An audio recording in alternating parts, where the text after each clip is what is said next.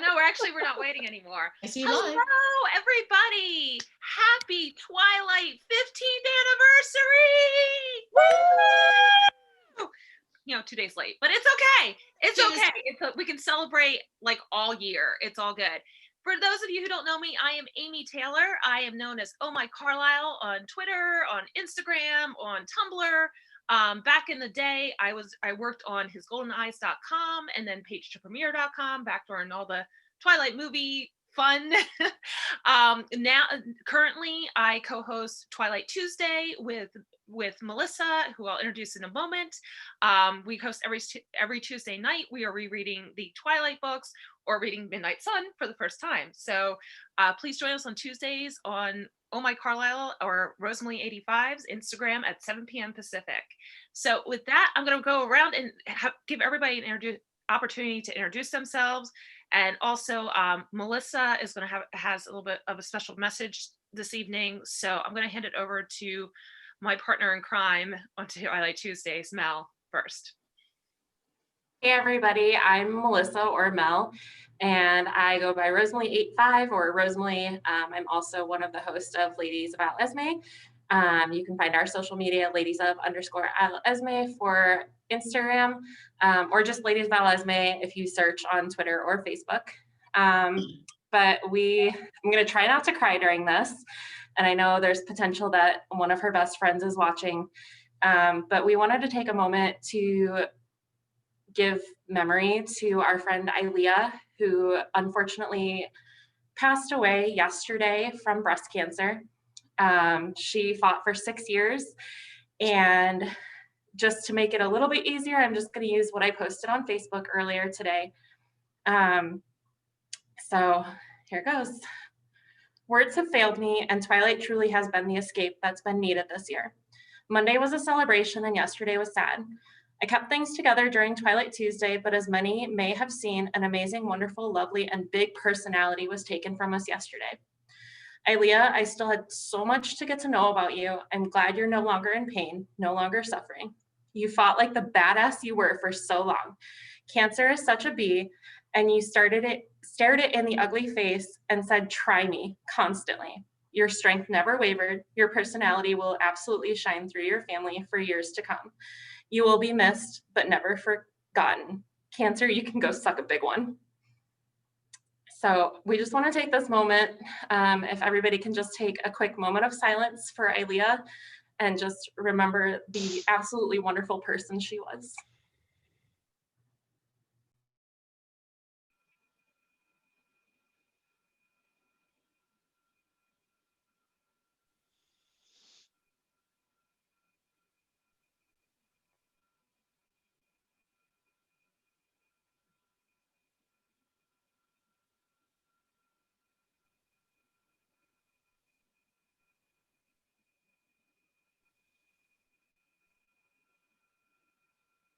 That with us, Mel.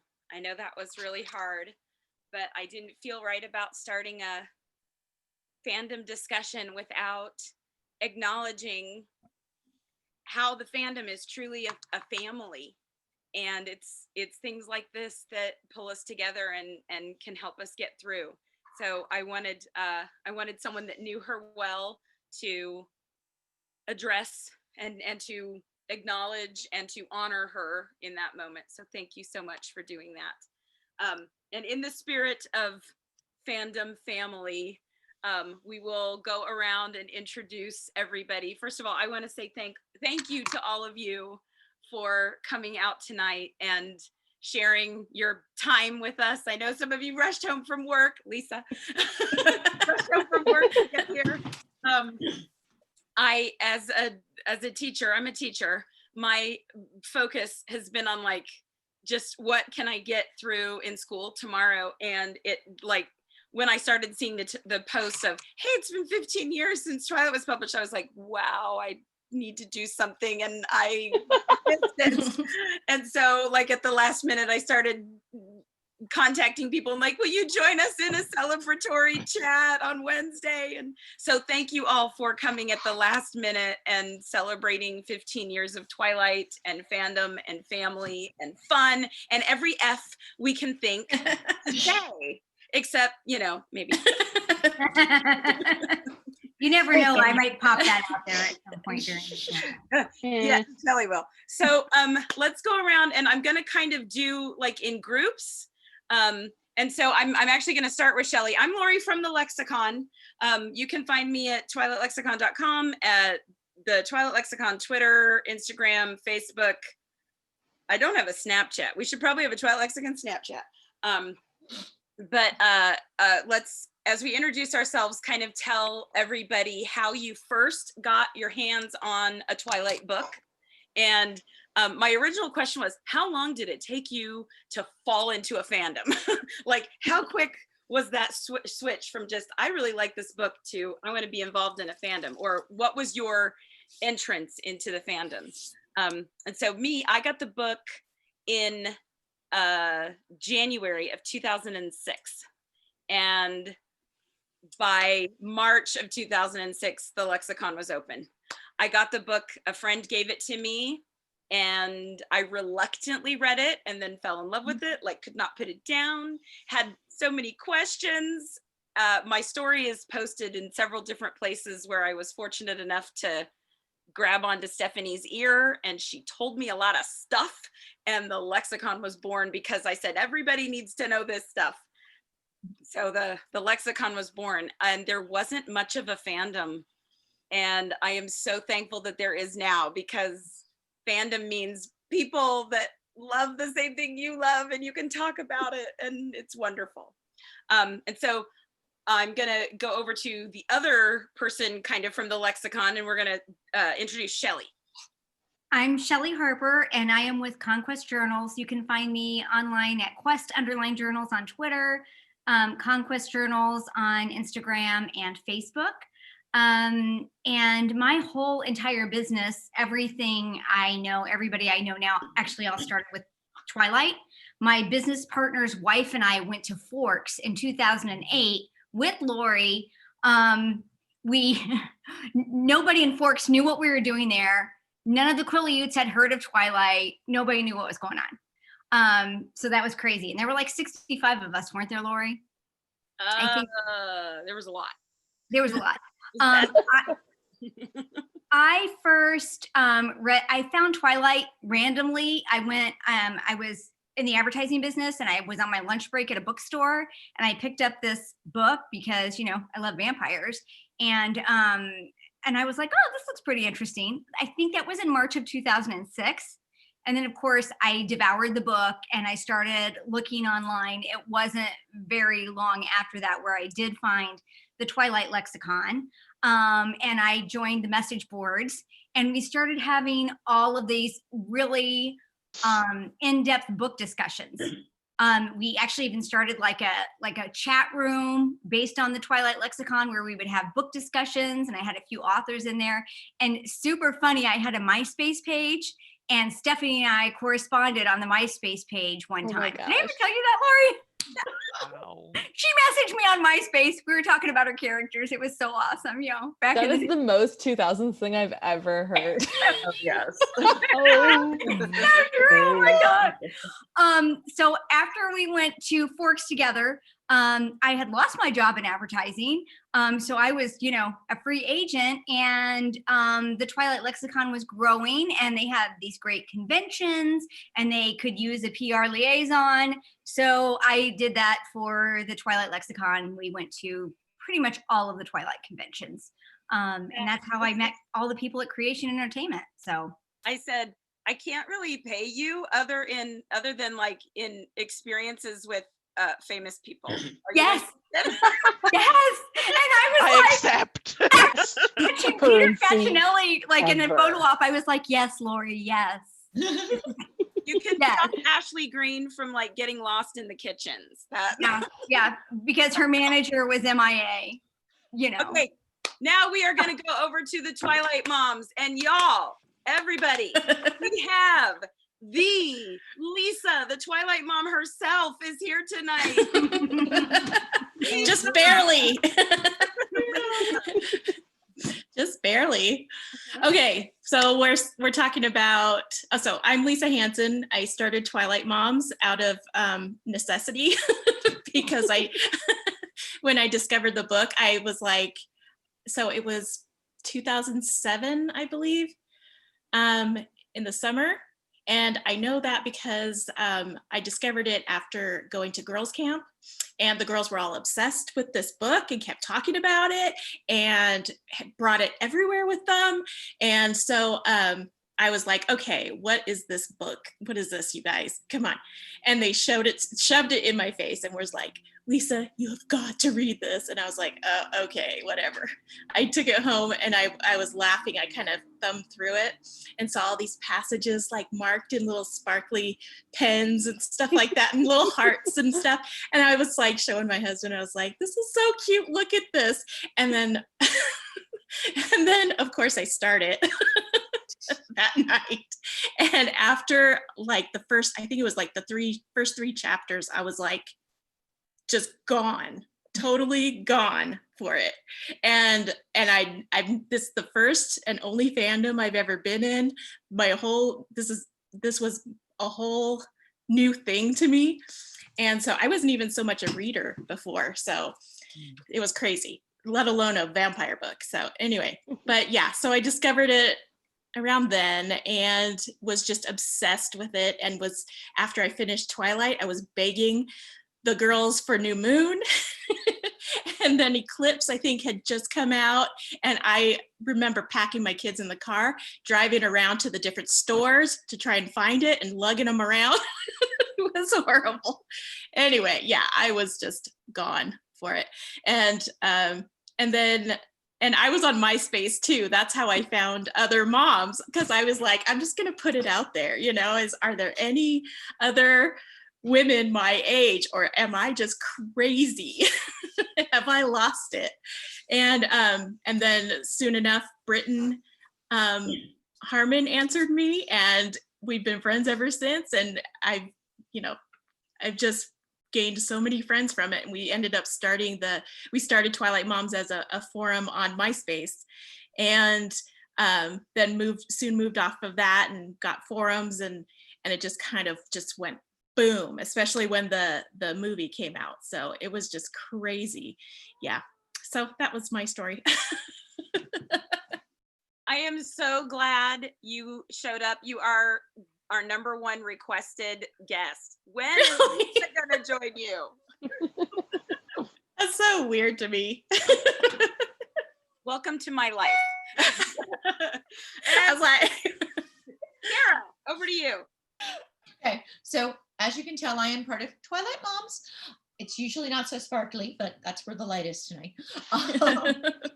I found Twilight, I was a latecomer. I wasn't until February of 2008. I was going away on vacation on Key West, and I was just looking for books to read. So I was in Barnes and Noble, and it was there. Twilight was up as a suggestion from, people that work there. I'm like, okay, cool. Vampires, cool. Apple, cool. And bizarrely, my husband got sick, got food poisoning our second night in Key West. So he was fine, but he was just so under the weather. He couldn't go outside. He couldn't do anything. And I was like, all right, let me just take a book and go downstairs and not bother him. So I sat by the pool and I started reading. And after the first 50 pages, I put it down and I was like, ugh, this isn't me. And then I picked it back up again because he wanted to nap. And then I hear this voice going, can you make me some soup? And I look up. It's now 8:30 at night, 6.5 hours have gone by, and I have been obsessed in this book the entire time and neglecting my newlywed husband, who's like a floor and a half away from the balcony going, Kara, can you? And I'm like, oh my God. So I finished, I was really bad. So I finished Twilight the next day.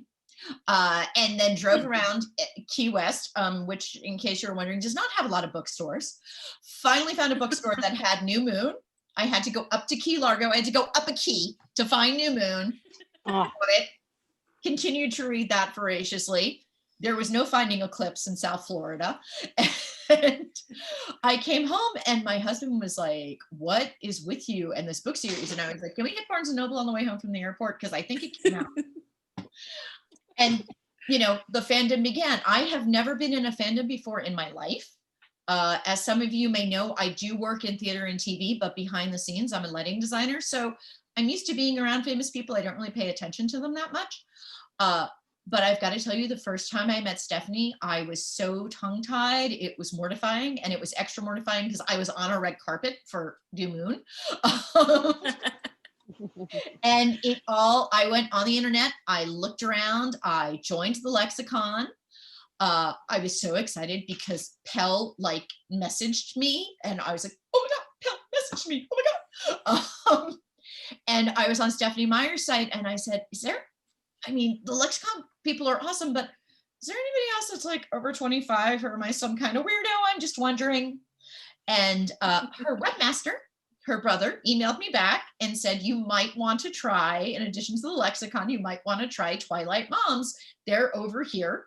And I found the MySpace page, and there was already the website had started, and it was nothing but a bunch of like bulletin board forums, and the rest is history. And I found some of literally my lifelong best friends and sisters through this fandom, which sounds really ridiculous, but it's absolutely true. And thank you, Lisa. And that's all. Okay. Okay, we're gonna go through. We're gonna go through some of the normal faces that you all are used to seeing, and so we'll. Amy introduced herself. Do you want to tell how you got involved in Twilight? Sure. I feel like I've told this story so many times. I know we have. But it's okay. Short version. I'm like roommate copy of book. Yeah, so I didn't read the books for the first time until spring 2009. My roommate had loaned me the book when the movie was coming out, and it went back and forth in my suitcase or in my carry-on multiple times across the country, and I never opened it up until I saw like commercials for the DVD, and I was like, all right, I guess I'll read this book. And I got sucked in, as many of us did. I remember, again, flying back and forth because I was living in Southern California then, and my family's in New Jersey. And I had a layover in the Houston airport, and I had like 3 chapters left in Twilight, and I was like, I need to find the next book. I didn't even know what the next book was called. I just knew there was a next book. Like, and it's funny because I look at things in my memories, and I was calling it The New Moon. So I was going back and forth, like, okay, what is this? And I remember I went into a RIP Borders Express, and the people working behind the counter were talking about Twilight, and the one person was like totally dismissing it, and the other employee was like, I don't know why I'm into it, but like I can't help it, I'm sucked into it. And I walked up to the counter with the book in my hand and was like, I am too, and I had to have this book before getting on another flight. This is the second book, right? So it took me, I know what everybody's like, oh, I read the books in like a week, and I'm like, I'm a slow reader. It took me, I started early March and finished like mid-May, and then I was like, I need more. So then I found the Twilight Lexicon, and I found Stephanie Meyer's website, and I started rereading the books again, like immediately. I found Midnight Sun, like what was out there of it, and read all that. And I was like, the fandom at that point, like all I'd seen was like screaming girls from the movie premieres, and I was like, these people are scary. I don't want anything to do with this. Boo. So I actually I went online on Twitter, because Twitter was huge back then. I mean, not that Twitter still isn't, but saw people like role playing as characters. And I actually saw Mad Men people. And then I was like, well, are there Twilight ones? And so I started looking up like Esme and Carlisle, because they were always my team. And I saw some Esmes, and they were terrible. And so I was like, I'm going to start doing this pretending to be Esme thing. So I created an Esme account, and then ended up, because I was really good at it, got asked to do some other ones. So I had multiple Esme accounts. I started writing Esme fan fiction. I started, still kind of hid behind this wall, though nobody knew who I was. And I ended up going to Forks that fall because a friend asked me to go, not because I said let's go. And New Moon came out I didn't go to a lot of things, even though I was right there in LA, and I have regrets about that. But yeah, I didn't go. So it wasn't until March 2010 I went to my first Twilight events, introduced to the fandom, where I met Miss April, was one of the first people I ever met in the Twilight fandom, waiting in line to get pictures with Kellen. And I went because Peter and Kellen were going to be there. And I was like, I want to meet Carlisle, and this is the one fandom event I'm ever going to do. And I'm just going for this one day. And I was kind of like, nervous about people. And like April and I totally talked about, like, I was kind of scared of fans. I didn't know what it's going to be like. And because I started meeting people that day, I also met Natasha that day. I was like, I want to start interacting with people. And I had this account from, like, we had been doing like kind of a crazy Esme family tweet thing. And I was like, I hadn't been using it. I'm like, well, I'm going to use this Oh My Carlisle account because it's kind of funny, as like the Amy fandom account. And then I started interacting with people as me. And then I would say, like, things were kind of slow. And then EclipseCon happened. And then my world just changed. Exploded. It exploded. And so grateful for that. Heather, we're going to go to you next. So I also feel like I've kind of told the story a lot. So I'm Heather. It's HD Gilbert on Twitter and Instagram. You can find me on Facebook. You can find me anywhere. I'm just hanging out. I talk about Kristen and Rob a lot. Shout out to Kristen's InStyle article and photo shoot. It's amazing. Love it. If you haven't seen it, go to my Twitter and look at it. But so I got into Twilight because I liked Kristen, to be honest. I'm the same age as her, and I always just like generally liked different actresses and actors, and was just really attached to her from her past movies that she had done. And so when Twilight came out, I knew about it. I knew it existed. I wanted to see it, but I was a lovely 18-year-old that didn't know how to like be super cool with her friends and also still like Twilight because it wasn't cool. And so I ended up going with my mom and seeing it. And then I read the books in 2009, similar to Amy, kind of like right in that spring. And I'm a super fast reader. Like, it is my only superpower. I think if I was a vampire, it would just be fast reading, which is like not helpful for anyone. But I can like literally read like 100+ pages an hour. And so I flew through these books. I can't like read a book casually. I have to like binge it at once. So like if I start reading at night, I'm like not gonna sleep. It's a whole thing. I've missed the train so many times when I lived in New York trying to like read on the train. I would just like be 10 stops away from my office, like, oh well, at least I finished this book. So I read the books, fell totally in love with it, to the point where my friends and family for that week were concerned about me because I wasn't eating and I wasn't sleeping and I was only reading and I cared about nothing. But my first fandom was the big fandom, would have been Harry Potter. That came out and I was like the prime candidate for Harry Potter and just like took it with me throughout my life. Unfortunate circumstances now, but whatever. I was already kind of like involved in like the internet with that and knew I was on Twitter already. I was on Tumblr. And so I just immediately went to Twitter and Tumblr to find Twilight people and got super obsessed with talking to them about Rob and Kristen, about Edward and Bella, about this, about that, like just everything, and have made some like super solid long-term, like forever friends out of it. But it actually like totally changed the trajectory of my life, because I was in college when the movies were coming out and was kind of really coming into my own on being like, no, I'm a huge Kristen Stewart fan and she does really cool shit and I want to do really cool shit. So what's going on? And I was studying economics and I was planning on going into real estate, which is like the family business. And then I won a contest at the end of college to go interview her in London and just completely changed my whole life path. And just like moved to New York City, met a bunch of new friends, like went into advertising, have worked and like had a fan site, worked with entertainment, worked with this, worked with that. And without Twilight, I would not have had any of that. I wouldn't have had the support system to move to New York. I knew people there that were like, hey, come. And I had met them literally sleeping on the streets for one of Rob's premieres. So it's like really, really impacted my life totally for the better, in a variety of ways. and completely changed me. So I constantly talk about it and love it forever, and will fiercely defend it to anybody who comes up to me and is like, "Any like Twilight?" I'm like, "Okay, it's 2020. Let's do this." Savvy, what about you?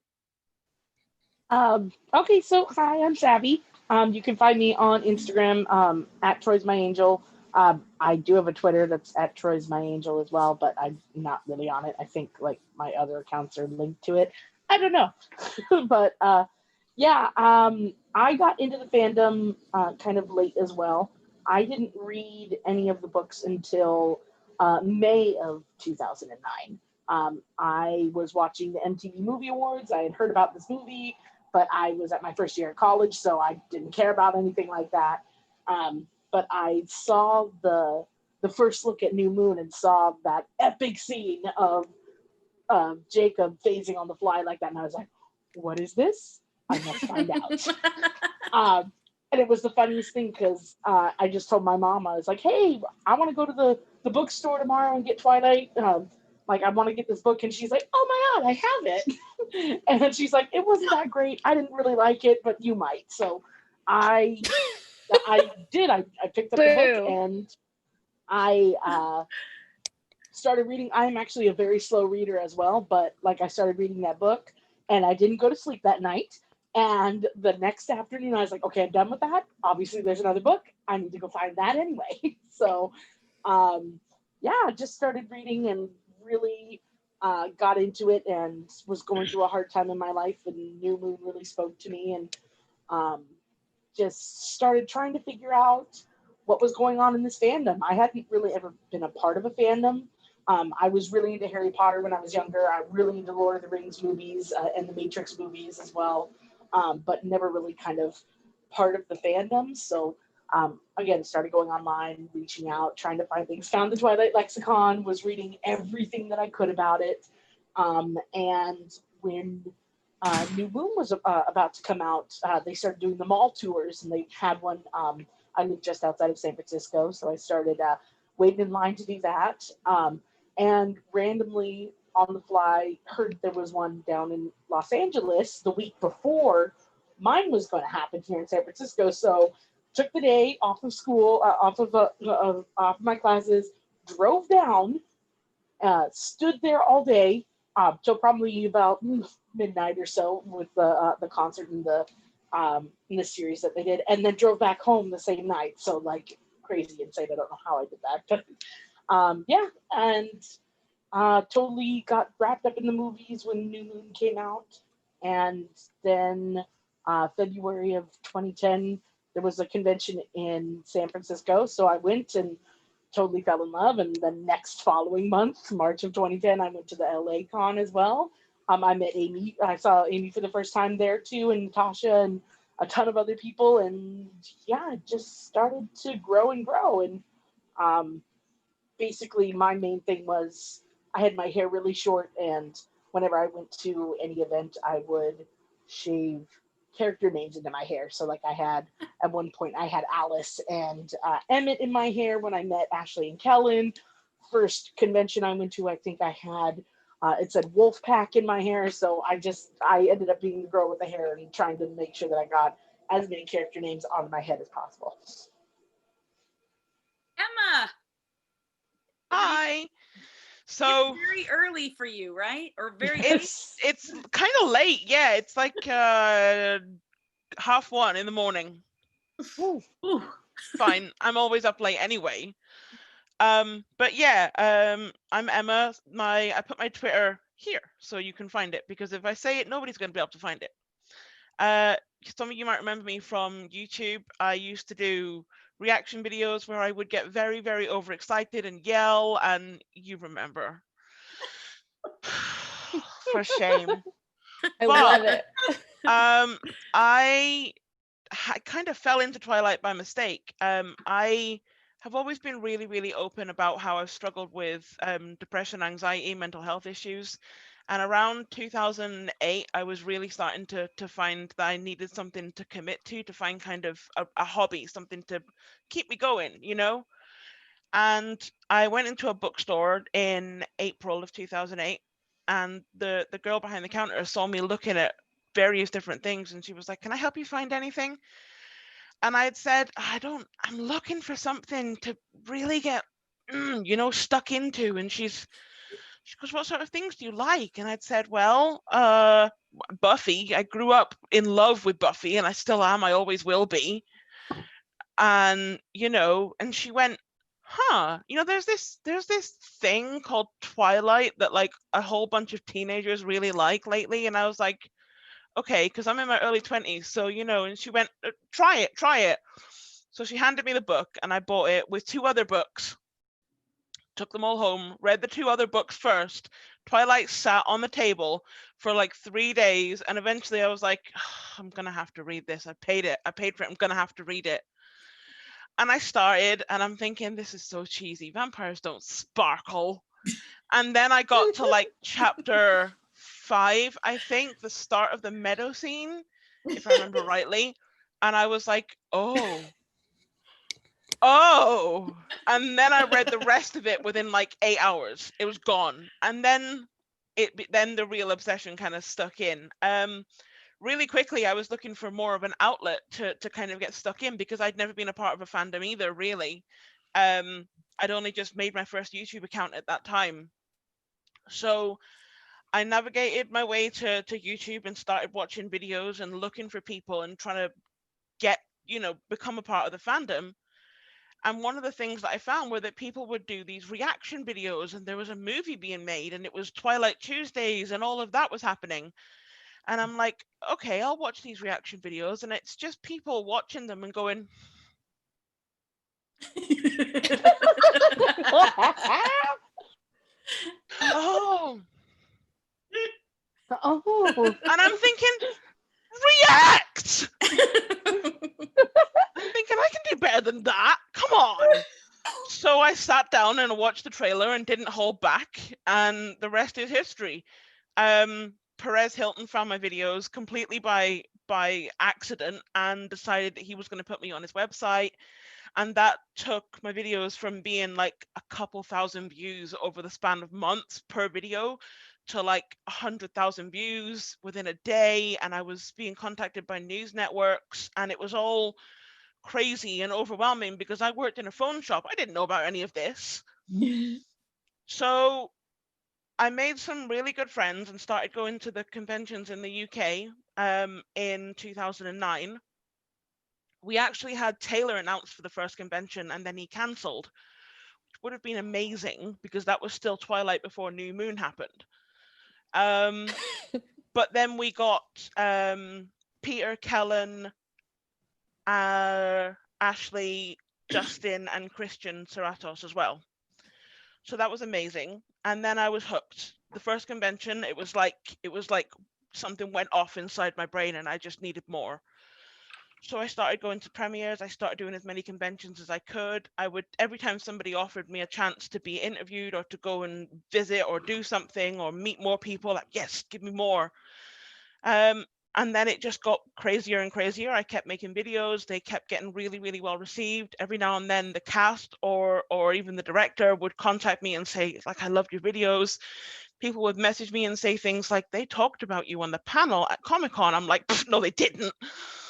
Apparently they did, which is really crazy. And I still kind of don't believe that. But, and then completely by chance in 2012, I did my reaction to the last ever announcement trailer, like the big Breaking Dawn Part 2 trailer.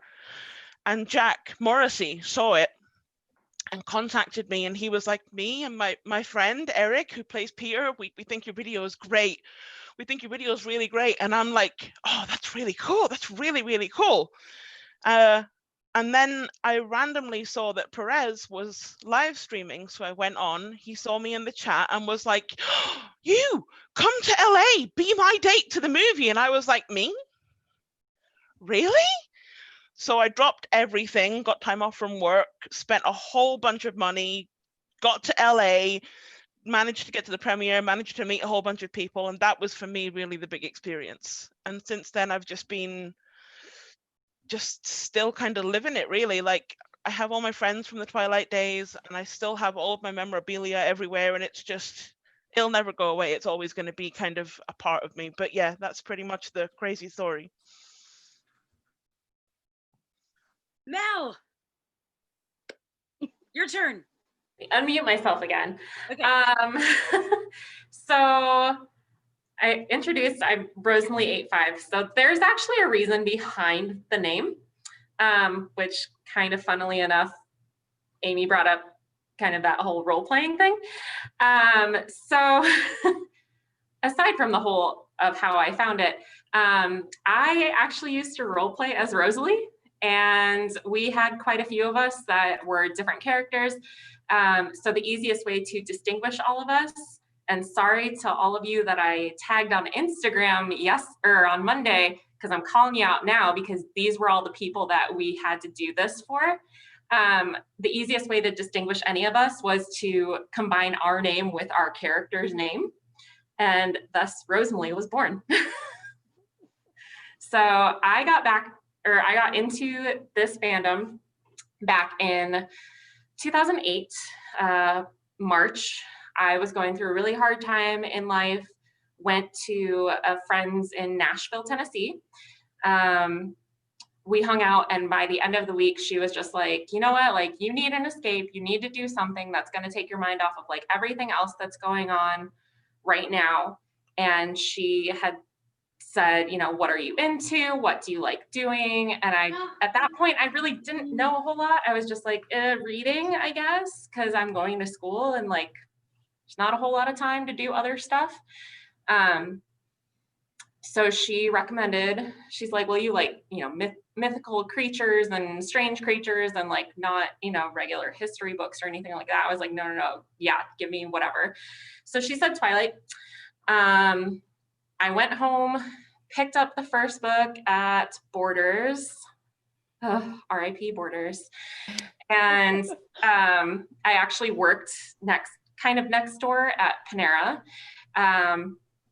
Started reading on my lunch break that day, took it home, started reading more, and was through the first book in like 2 days, which for me, that's slow reading. But as Amy pointed out last night, the print is so much different on that than Midnight Sun. Like, now I understand why I read it in 2 days. Did that. Had to wait like another week because I hadn't been paid yet. Had to wait another week to go pick up New Moon and Eclipse. Went over to Borders, and the girl actually was the one that had checked me out getting Twilight, and goes, are you here to pick up the other books? And I was like, yeah. She had already set them aside for me. And then she was actually the one that told me, because I didn't have anybody else that I knew at that point that had read the books. She told me, oh, hey, there's another book coming out later this year. I was like, wait, what? Like, I hadn't even read New Moon and Eclipse at that point. But she let me know. She was like, I don't know the exact date. I just know that it's supposed to be coming out this year. We haven't been given our information yet because it's still early enough. Like, they haven't given us you can have, you know, whatever for the release, because I'd been to a Harry Potter release with them before.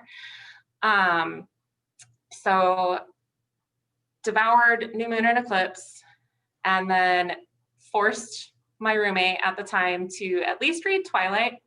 Thank goodness I did, because she devoured it as well.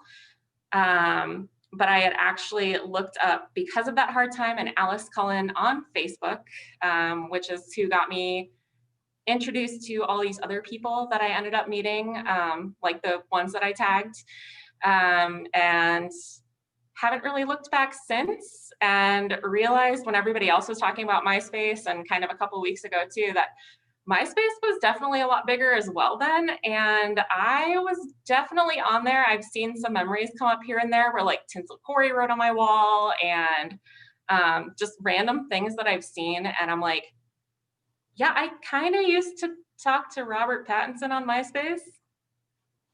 Not a whole lot of people ever had that experience, and I don't know that it was him because he did not go by his actual name.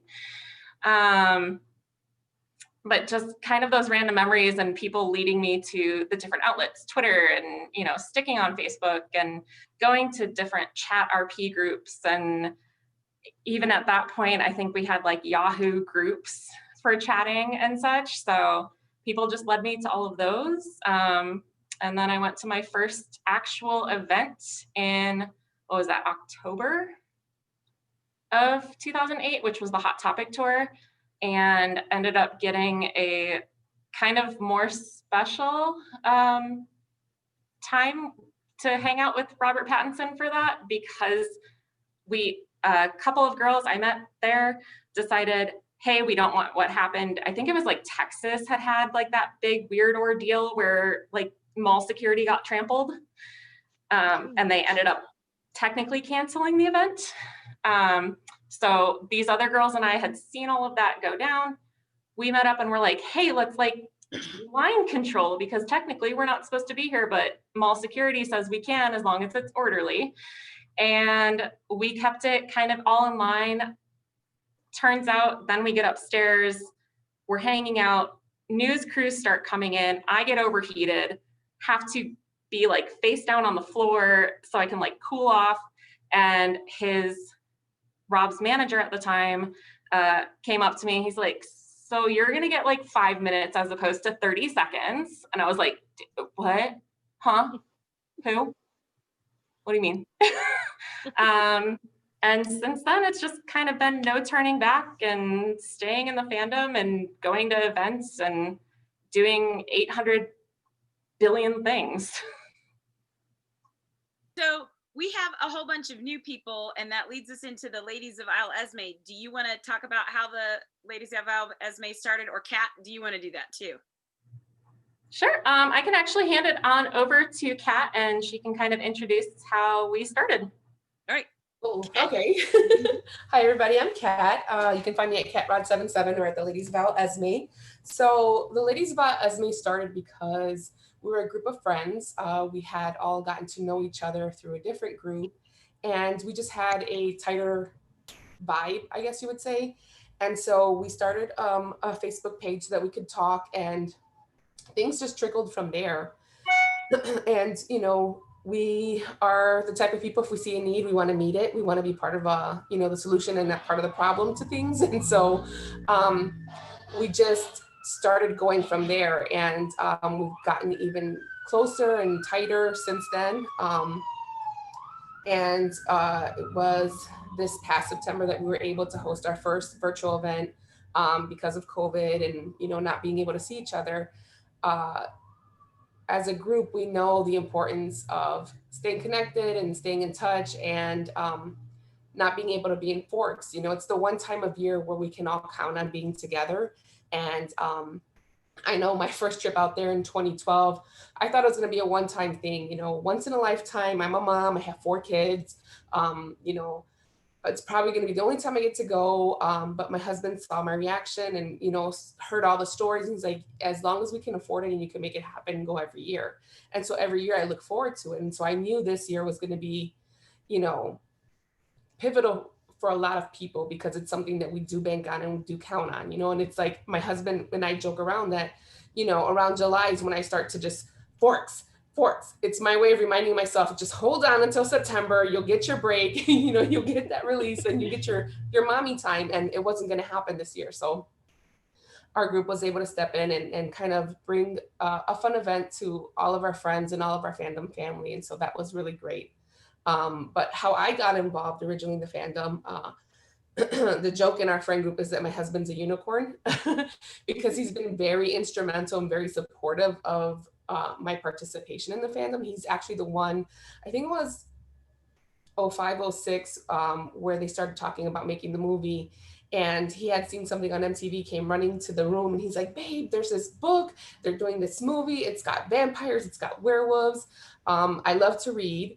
But I was completing my undergrad at that time. And I was like, I don't have time to read another book right now. I have a lot of schoolwork. I already have 3 kids. There's not going to be any time for this. So fast forward to 2008, and my niece is reading this book. My niece is 13. And so I was at work one day, and there was a group of attorneys who are in their late 40s, early 50s. And if you would have seen the expression on these women's faces when they were talking, and I heard Twilight and I heard Edward, so I said, are you guys talking about that book, Twilight? And one of the attorneys looked, and she was like, oh my God, have you read it? Oh my God, it'll take you there. And I was like, where is there? And should my 13-year-old niece be there? So I called my husband. I was like, babe, I don't know if this book is age appropriate. I don't know if my sister knows. I have to read it just so I can, be a good godmother to her. And, he's like, yeah, go get the book. So Barnes and Noble's right across the street, went during my lunch break, picked it up, and it was a wrap after that.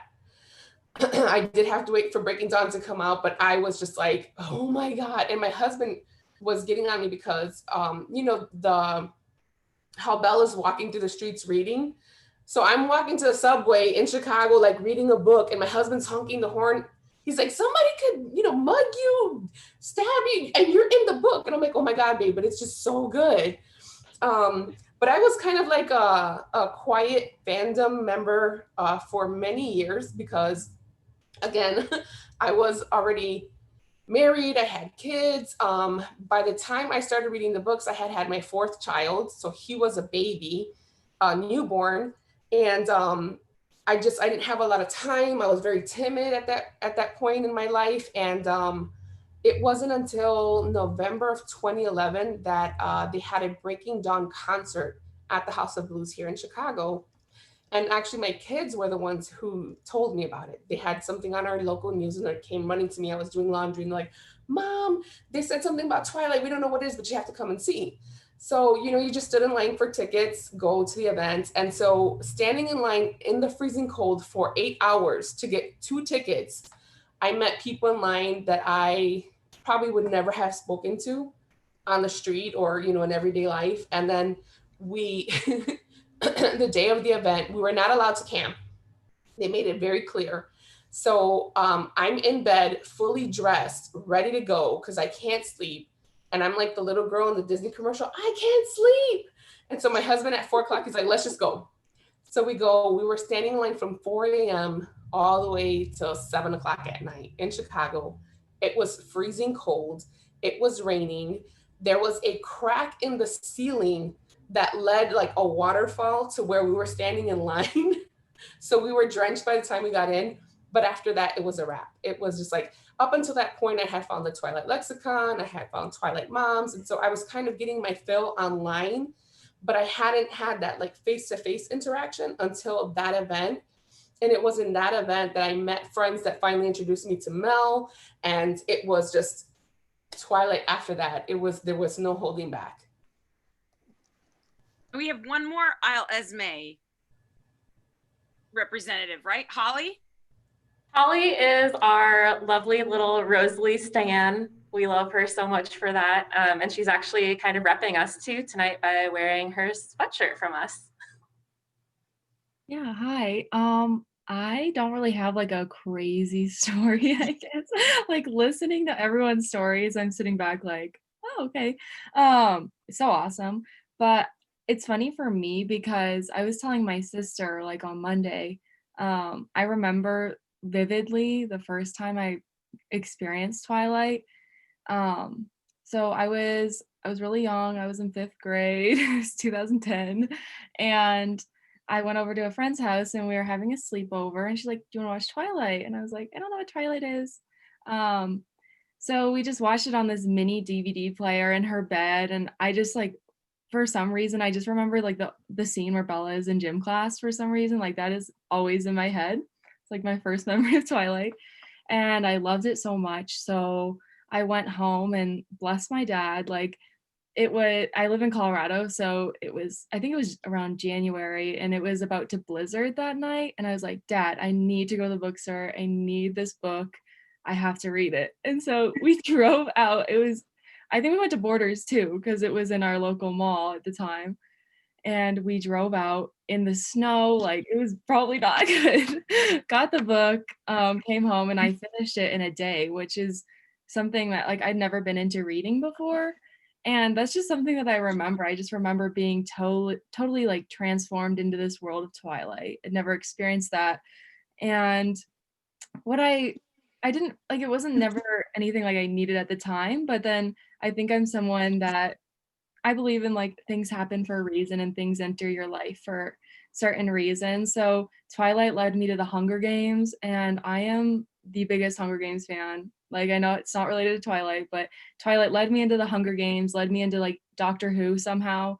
And those are like my things growing up. So growing up, I felt like Hannah Montana, kind of like I'd go to school and like kind of like not tell anyone that I like this and then go home and I would just write fan fiction for hours and hours and hours. And this lasted middle school, high school, and I started college a couple years ago, and I kind of just pushed the fandom stuff away, took all my posters down in my room because my parents were like, Holly, you're 18 at the time, like you need to grow up a little bit. And so did all that. And then this year, actually, like with COVID, I decided not to go back to school physically. So I'm back at home. And for me, it was just finding that sense of community again, because I'd always been in a big Hunger Games community and a big Doctor Who community. And with Midnight Sun coming out, I kind of just transformed back into like literally 11-year-old me. And it made me realize just that I need to pursue passions that I'm really interested in. And now, because of like my interest in Twilight and Hunger Games and those fandoms, it led me to be like, why don't I just apply for things that I'm really passionate about? So I have an internship at Denver Comic Con, which is really fun to like actually be involved in like writing blogs about Twilight. And my major is media and film. So my favorite activity is when we're arguing about like critical film theories and arguing for like the best film. I love to argue that Twilight is the best film and make all the film majors really upset. And I actually do a really good job of proving them wrong, I think, because I mean, like I love Twilight and I know like the faults of the movie, but I still will fight everyone because I think it's hilarious and everyone hates on Twilight. So for me, it's just coming back into my life in a time that I really need it and giving me this sense of like security. I think of it as like my safety blanket almost. Like right now, I really need a community and something to be involved in. So it's definitely come back into my life this year more than it ever has. So yeah, nothing crazy, but. So we're going to go to a few other newbies and we're going to turn it over to our podcasters, Maren and Emily, who apparently I didn't know Emily's last name just a minute ago. I was talking about something that Emily in the chat said, and she's like, I'm Emily. I'm like, oh, welcome to our chat. Remember Twilight? Hi, everybody. Hello. Happy 15th Twilight anniversary. Yes, Very happy about it. definitely. I'm Emily, by the way, And I'm Maren. and we are from the Remember Twilight podcast. We read a chapter of the books and then we talk about them every single week. Now we're doing it twice a week. It's fun. It's this whole thing. I think that both of us have been reading Twilight since 2008. Mhm. We went to Forks in 2008. We went to Forks in 2011. And 11. I don't know. We've been there 3 times. It was really fun. I have never, this is the only fandom I've ever been a part of. And I only have been a part of the Twilight fandom since we started our podcast a year and a half ago, because I am afraid of people. So I never wanted to join anything or talk to anybody except for Emily. So she's graciously like dragged me along through this wonderful world of Twilight people who are so loving and wonderful and sweet and fun to be around. And I didn't know it could be this cool to be a part of something like this. I was always just like, this isn't what I'm interested in. I'm not interested in like meeting celebrities and stuff like that. It's just all too much for my brain to handle, but it's been a beautiful thing for me to be a part of the last year and a half. It's been awesome. Freaking love Twilight. I don't have any cool stories like you guys do, but I mean, we love Twilight. We love talking about it. We love going to Forks. We were incredibly disappointed that the festival was canceled because of COVID this year. Like all of you guys, I can't wait to meet up with you all next year there. It's like amazing to be a part of this kind of a thing, and to be included is like, I don't know, it's weird. And I think a couple of people kind of mentioned this type of thing where it was like, why me? You know, like I am just this person, but it's really humbling for, you know, to be a part of something this beautiful. So yeah, we're so lucky because for a long time it was just the two of us liking Twilight together. Like we together were our fandom. And so the fact that all of you guys have been keeping it going for the past 15 years, in time for us to come back into it and have like all of these already like long established friendships and traditions and things that you guys do is really, really awesome. It's amazing. Like I feel seriously honored to be a part of what's happening here. You guys are the real deal, and it's beautiful to see. It really is. I love it. So thank you for all your hard work that you've done over the years. Well, thank you for joining us. Now we're going to turn it over to Jess. Want to introduce yourself? Yeah. Hi guys, I'm Jessie Cochran. You can find me on Facebook and on Instagram at Rosemarys Writer.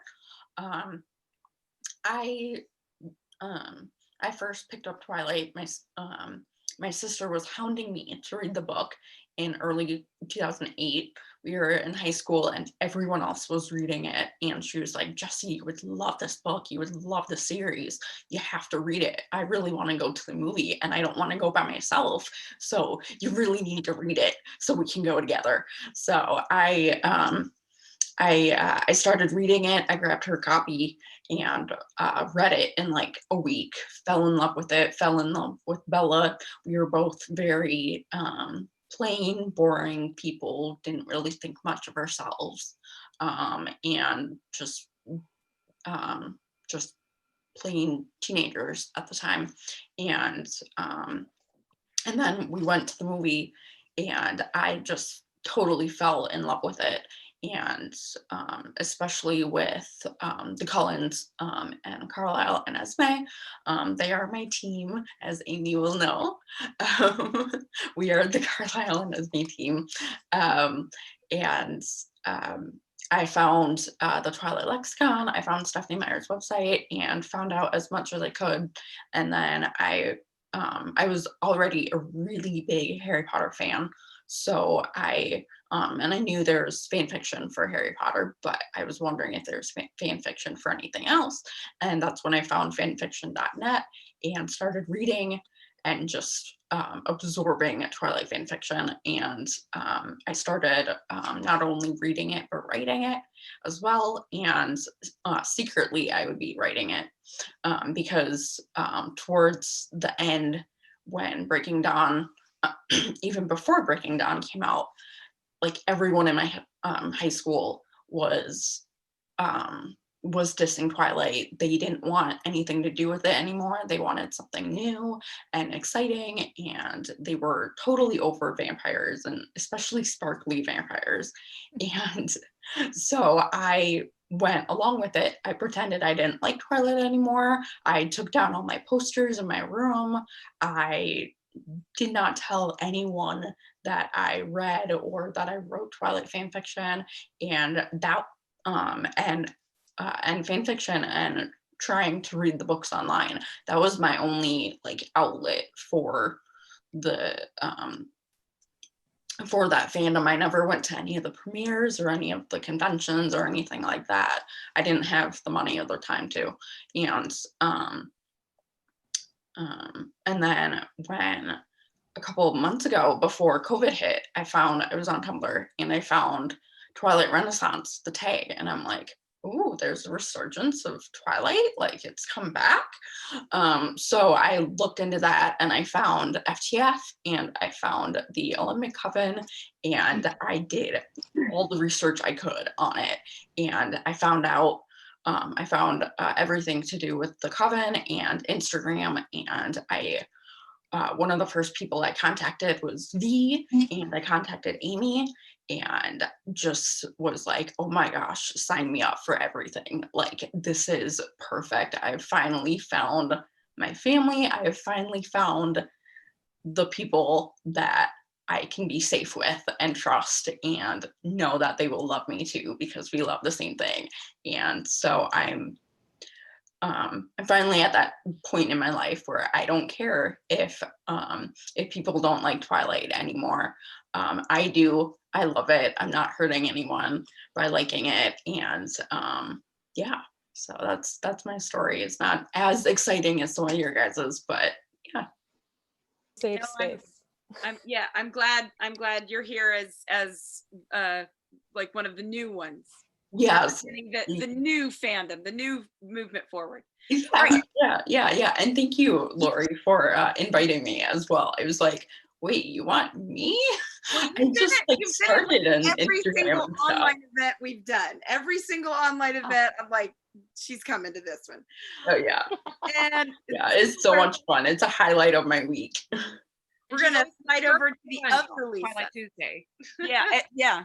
We're gonna talk to the other Lisa, Twilighters Dream. Everyone, my name's Lisa. I'm from Twilighters Dream. You can find me on Twilighters Dream on Facebook, Instagram, Twitter, and all that.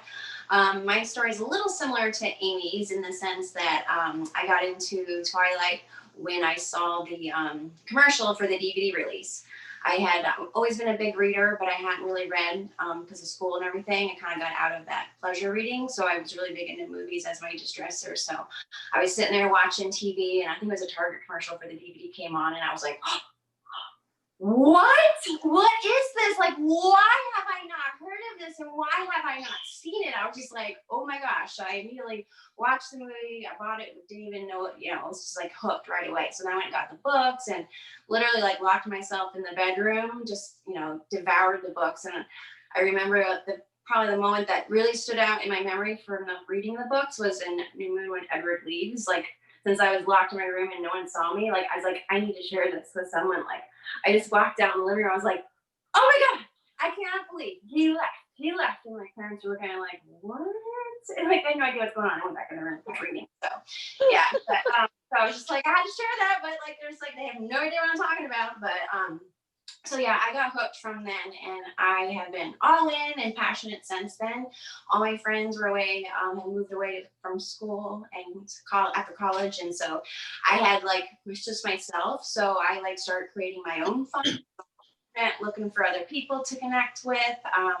Found the lexicon that way, and then I don't remember who shared it, but someone shared a video that some fans made. It was Your Love Is My Drug. It was Our Twilight Corner, and it was on YouTube, and I watched it. I was like, oh my God, these girls are fun. Like, I need to know them. So like, I just connected with them on Facebook, and then was like, I want to have my own fun. So I was like, you know what? Anyone on Facebook that I'm friends with that likes Twilight, I'm going to have a party. So it's like I messaged people and invited, and I went all out. That's when I started the blog, Twilighters Dream. I made the cake, which is now at the Twilight Swan House. So I made that just for my party. I made the flowers. Like, I went all out. I'm like, okay, y'all just need to come, hang out, we need to have fun, because like I need to share this with someone. So yeah, I was just like, from then, it's just been full steam ahead and never leaving, and just it's awesome. Happy place. You want to explain your Christmas tree? Yes, so this is my little sparkly pink tree. It stays up year round. Every ornament on it is book related. Most of them are Twilight. Every time I went out to Forks, I'd bring a souvenir home. So I have La Push ornaments on there. The Hallmark ornaments are on there. There's Red Truck. I have a police cruiser for Charlie. There's apples. There's a little glass heart that's got feathers in it for the bed. And so, yeah, everything on it is all Twilight or book related. So it stays out in my reading room all year. Lisa, we need to get you back to Forks. Yes, I know. It's been years. So, yeah, cross our fingers. It'll happen. Yes. And our final introduction, certainly not least, is April. Hi, guys. So my name is April. Yes, go ahead. You to bringing in Amy. Yeah. Yeah, like it's crazy. My name is April. My story starts about July 2008. you guys were talking about like what your first fandom was, and I was thinking, well, what was mine? Was Twilight my first? I was a huge book nerd and huge reader growing up, and I loved Babysitter's Club.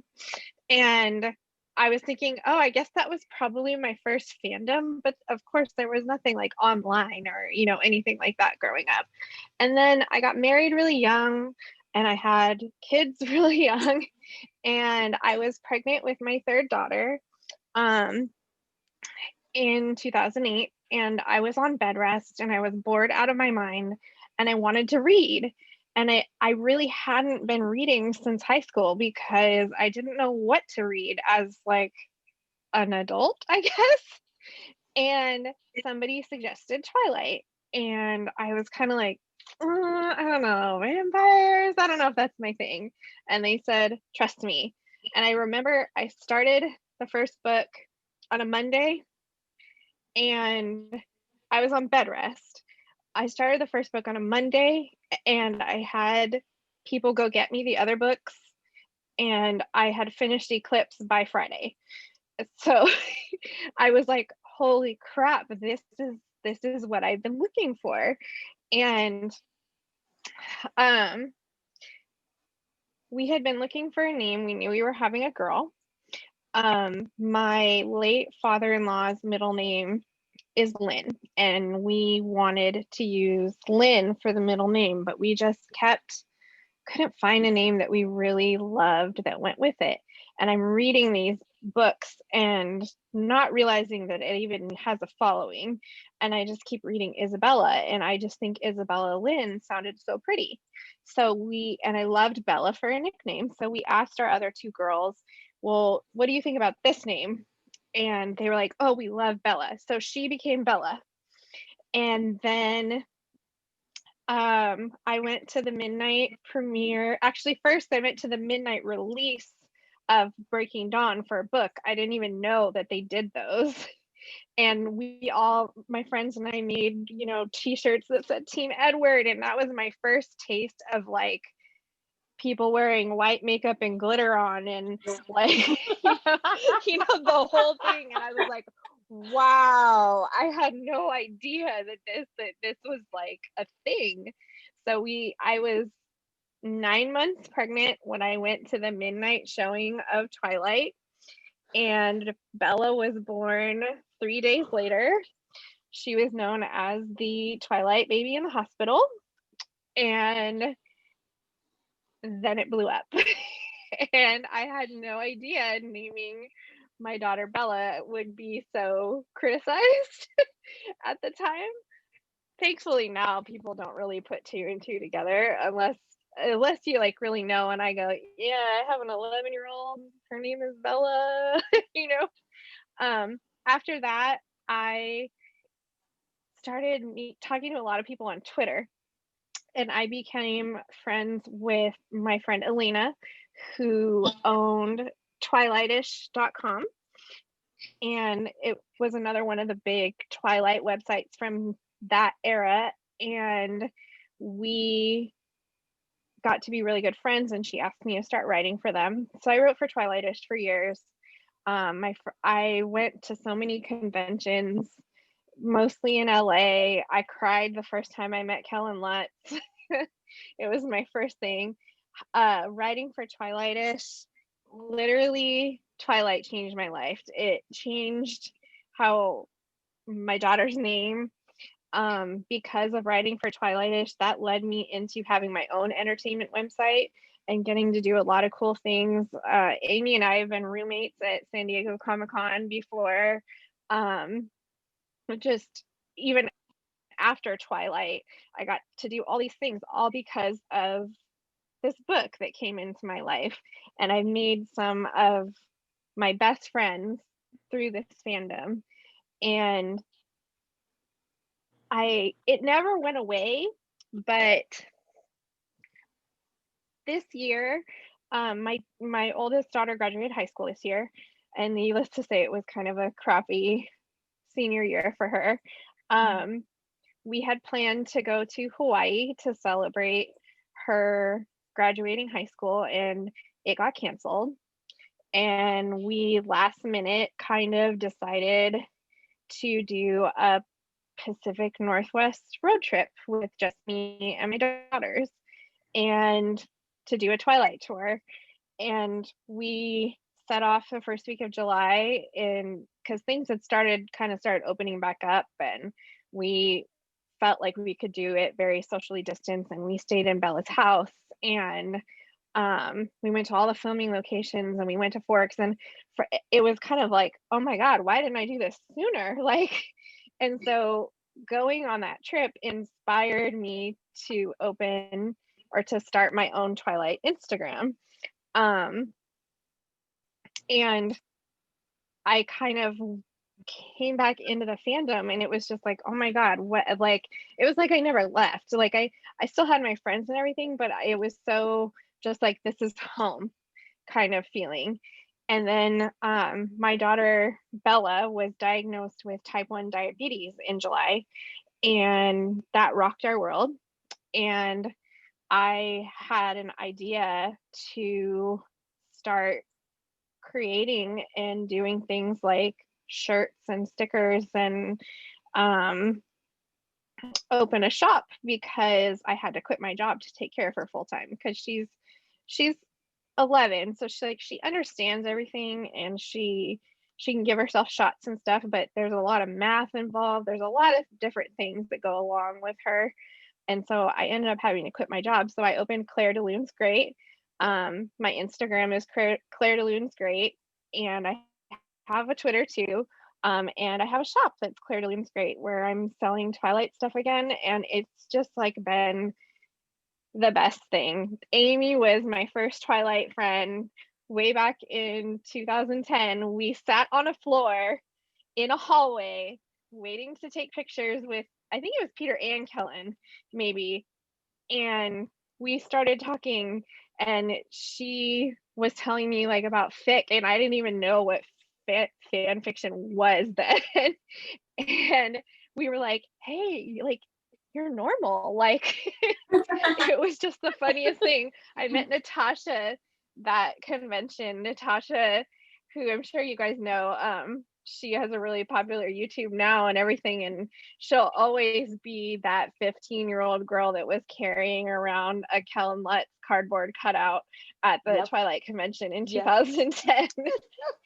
So that's kind of my story, and I'm super excited to be reconnecting with people, because the people that I had in my life, in my like local life, that were kind of into Twilight and went to movies with me and did the books midnight thing with me, they probably think I'm crazy. They have no idea that I am still kind of in this world.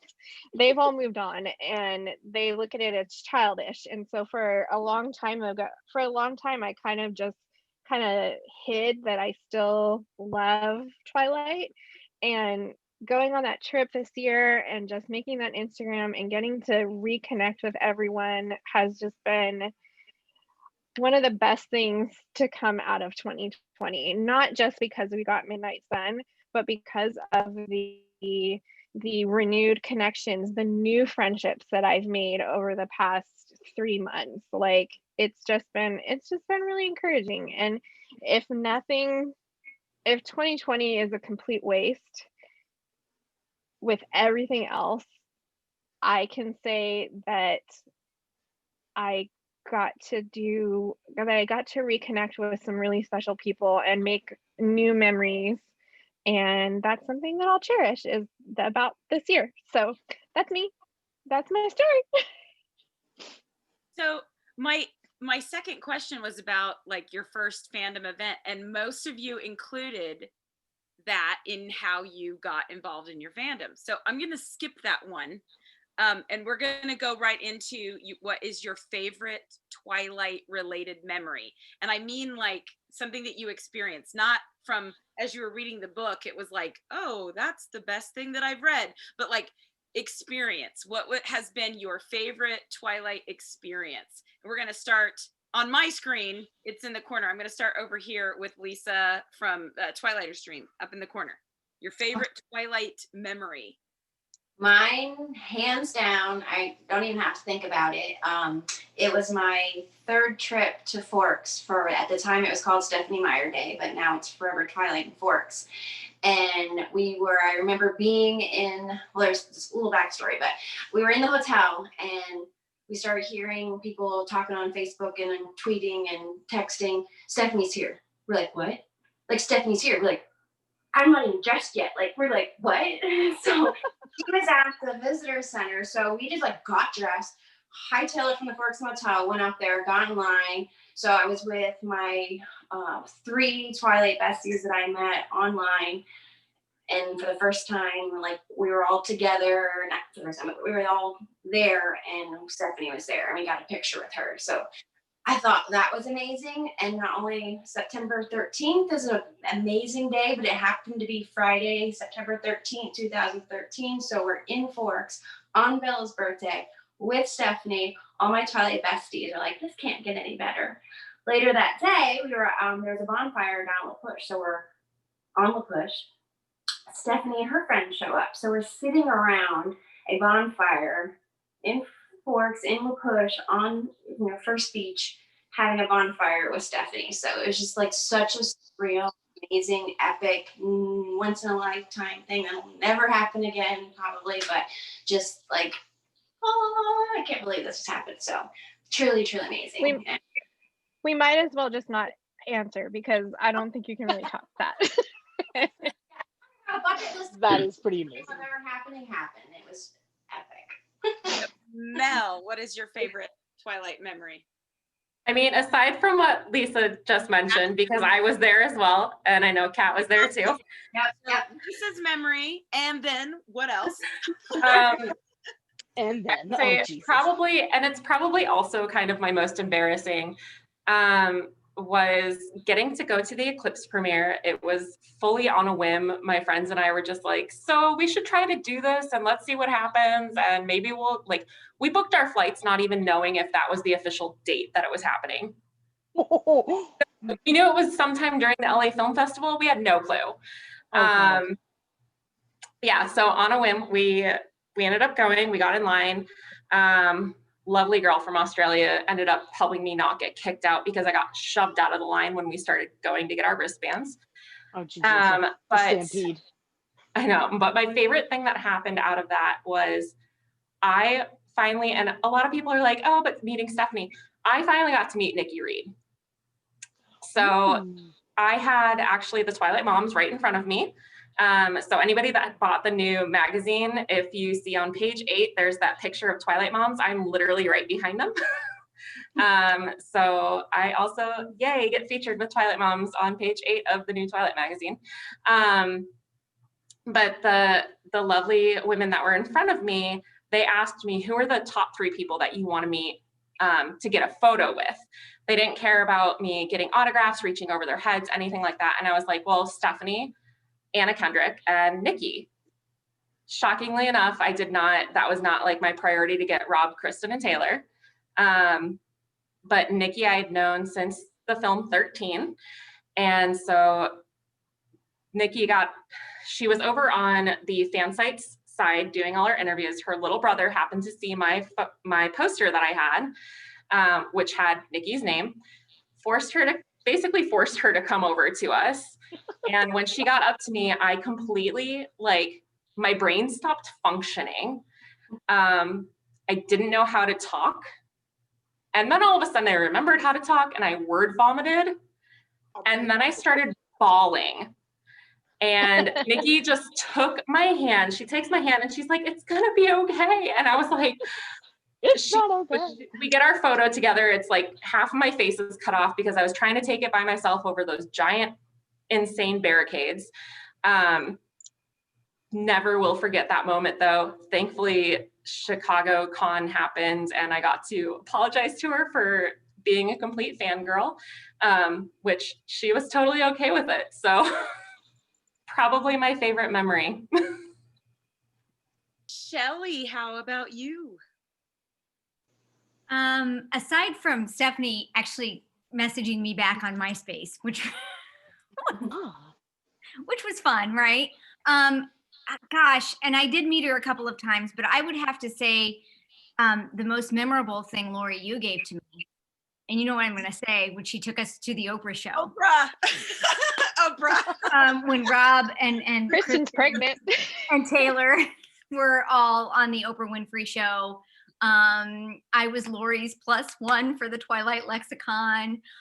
When she called me that day, my husband, I'm divorced now, but my husband at the time was traveling a whole bunch, and my kids were like in middle school and high school, and or no, elementary and middle school. They were really young. And I was like, oh, and she goes, you know, can you do this? And I had to be like, well, I have to find somebody to watch my kids. I think Lori was like, I can't believe you didn't automatically say, yes, I'll go to Oprah. Are you kidding me? But, you know, ever practical, I had to figure out my arrangements, like call my mother and say, Mother, I really want to go to the Oprah Winfrey show with Lori. Can I go? And can you come watch my children? And so she did. And we went, and it was just surreal. It was just an incredible experience. And you know, I was like really worried about what I was going to wear. And I went out and bought some new clothes to like be back in the audience in this thing. And then we went in there and like Lori's name was on 2 little seats, like reserved for us. It was like, it was surreal. It was so awesome. Thank you, Lori. I will be forever grateful to you for that. And we got to see Eclipse with like the electronic wolves and things. Yeah, the CGI wasn't done yet, so it was like these gray blobby things like jumping through, and yeah. Yeah, and the original tent scene, which was like awkward, like Taylor was like, so awkward, so bad. Yeah, Taylor is like in that scene anyway, but Emma, you're next. I don't even know where to start with this one. I have so many that stand out. From being recognized when I first met Rob, to Wick and Bill making an effort to come back out of a premiere to meet me when they found out I was at the premiere waiting. But the one that really stands out that I've told some of you already, I was at the after party for Breaking Dawn Part 2, and I was beside myself. I had cried myself dehydrated several times over that day. It was an emotional tornado I can't even explain, you know. And a lady came up to me, and she introduced herself, but for the life of me I can't remember half of what she said because it was so it was crazy. And she takes my hands and she says, oh, we love your videos. And I was like, oh, thank you so much. Thank you. Because most people don't say that. Most people think I'm too loud or too sweary or whatever. And she's like, no. And she's like, I worked on the movie. I worked in, I'm sure she said special effects of some kind, but I can't remember the details. And she looks me dead in the eyes and she's like, I'm so glad you're here because I just wanted to tell you that whenever we were having a bad day, we would watch your videos. And I just wanted you to know, from me to you, you helped make this movie. And I nearly died on the spot. I wish someone had taken a picture of my face because it would have been hilarious. But yeah, that was just so many moments stand out, but that has to be the really big one, to know that in some small way that I helped contribute to something that I love that much. That makes it all worth it. Holly, how about you? Okay, that's hard to top. All of these stories are so hard to top. I'm sitting here like, oh my goodness, that's so cool. Honestly, like when I read this question, I think for me, like it's, again, I'm clarifying, it's not this cool. But the one movie that I actually got to see in theaters because I was so young at the time was Breaking Dawn Part 2. And I was like the weird friend who was like dragging all my friends because I have a November birthday. So that's how I spent my birthday party. I'm like, we're all gonna go see Breaking Dawn. And none of my friends had read the books. So I take them into this theater. And for me, it was just like, everyone remember like the first time that you see the like plot twist where Carlisle's killed, you know, the vision, and seeing that for the first time and then being around a bunch of people who had no idea what was actually like even happening. They hadn't like seen or read any of the books. that was just like a really funny experience. And I think it just kind of complements how like my friendships now are. I mean, like all my friends know that I post about it, I make TikToks, and they're just like, they just kind of like let me do my thing. And so for me, it's just honestly just remembering that one moment of my life where everyone was so weirded out by me. It's not like a crazy story, but I think that's definitely something that stuck out to me as like a fan experience for sure. Kara, how about you? Now that I unmute myself. My best, one of my favorite experiences, actually, I'm going to say the one that doesn't involve Stephanie, was when Kirsten from Twilight Moms texted me and she said, she's like, can you call me when you have time today? And I, ran out at my lunch break and called her and I'm like, hey, what's going on? Can I help you with something? And she's like, you have a passport, right? And I went, yeah. She's like, great, cool. So you're gonna go up to Vancouver to do the new moon shoot for us. And I'm like, I'm gonna what now? And she's like, well, you have a passport and you've been on movie sets, so you won't be embarrassing. So can you get on a plane for us and go to New Moon for 3 days? And I'm like, I'll be right back. Hold on. Lipped out. I was like, how am I gonna do this? And thank God, Lord, thank God people were up there that I knew and I wasn't. It was amazing. It was so surreal for me from being on the other side of the camera or just, I'm there for tech and then I leave. And I was like, sure, I can go do this movie thing. And we had the best time in Vancouver for 2.5 days. Even though we were up, it's 2, 3, 4 o'clock in the morning. And I hid out all the fan sites were together. And then I wound up sneaking over to Video Village to just see what was going on behind the scenes. And it was just such a surreal, amazing, once in a lifetime experience. It was great. Little known fact, Kara, along those same, you have a passport, right? As soon as they announced they were filming in Vancouver, Laura said to me, do you have a passport? I said, no. She goes, get one. Because we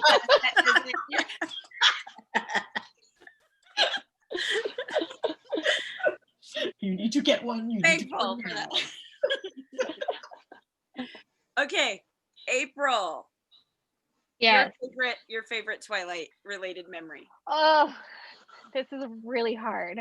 I'm gonna cheat and I'm gonna say just a couple, and I might get a little mushy.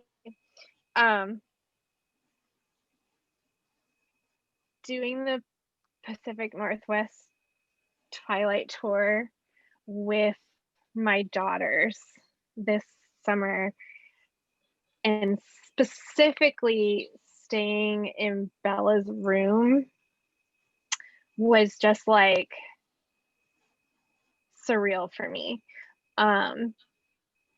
Taking Bella, my Bella, and having her care even just a little bit that we were seeing filming locations and all of that stuff was just like completely full circle for me.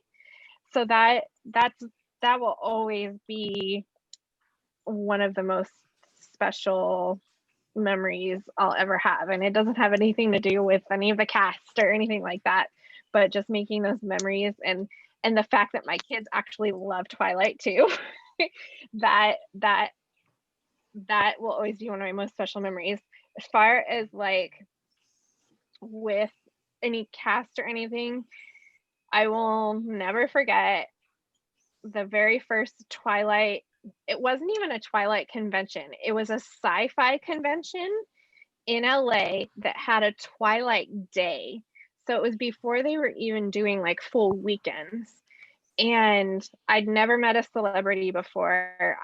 Didn't think it would affect me at all. And the first time I met Ken Lutz, like, we did a picture and he was just like, come here, beautiful, and gave me the biggest hug. And I just walked out of that room like, crying and shaking. So that will always live in my memory of one of the most standout memories of Twilight, and then Comic-Con 2012, doing the interviews for the last movie, and actually being in Hall H with 7,000 other Twilight fans was a heady experience. Just like, wow. So those are some of my favorite memories. Lisa. My turn. Okay. Well, I think my favorite would have to be when the first year that Twilight Moms all went to Forks, because it started out as like I was just sharing with the group on MySpace, the Twilight Moms group, that my sister and I were planning to go. And then all of a sudden it blew up into like tons of Twilight Moms wanted to go. So that was just pretty surreal. It was an amazing once in a lifetime opportunity. And it was just like, it's just hard to express the feeling when we all converge on this place and we're all excited about it, and we go and see all these real sights and everything, and it was just, I don't know, it was just one of the most awesome experiences I've ever had, because I was able to meet so many of the people that I'd been talking to online for so long and formed all these friendships with, and then getting to go to First Beach, and the Quileute tribe was like so welcoming to us, and they even had a big banner out welcoming us, and the whole city was prepared for us to all converge and come and visit and spend our money. And it was just awesome. So I don't know, that was just kind of a surreal, awesome experience to be able to do that, and it was at the beginning of everything, and so it was just kind of like, that was just a really awesome opportunity. That everything after that, like meeting Stephanie and going to the movie sets and interviewing people, the cast and stuff, going to the Breaking Dawn premiere, it was just like all the cherry on top, but it was just that experience where we all met for the first time, and we all came and just had a blast and just enjoyed all the same thing, just because of our common love of this book. It was just something I'll never, ever, ever forget. And it was just awesome. It was just really cool. Amy, your favorite memory? So hard. For you, it probably is. Oh my gosh. Well, kind of cool this weekend and, open up Seattle Times and my picture was in there, or like buying this. There's so many things, even just looking around, at all your faces right now. I mean, some of you I've known for a very, very long time. And I have so many memories involving so many amazing friends that I've made. And I'm like, kind of things flash through my head of like, okay, meeting Peter, having interactions with Peter, meeting Elizabeth the first time.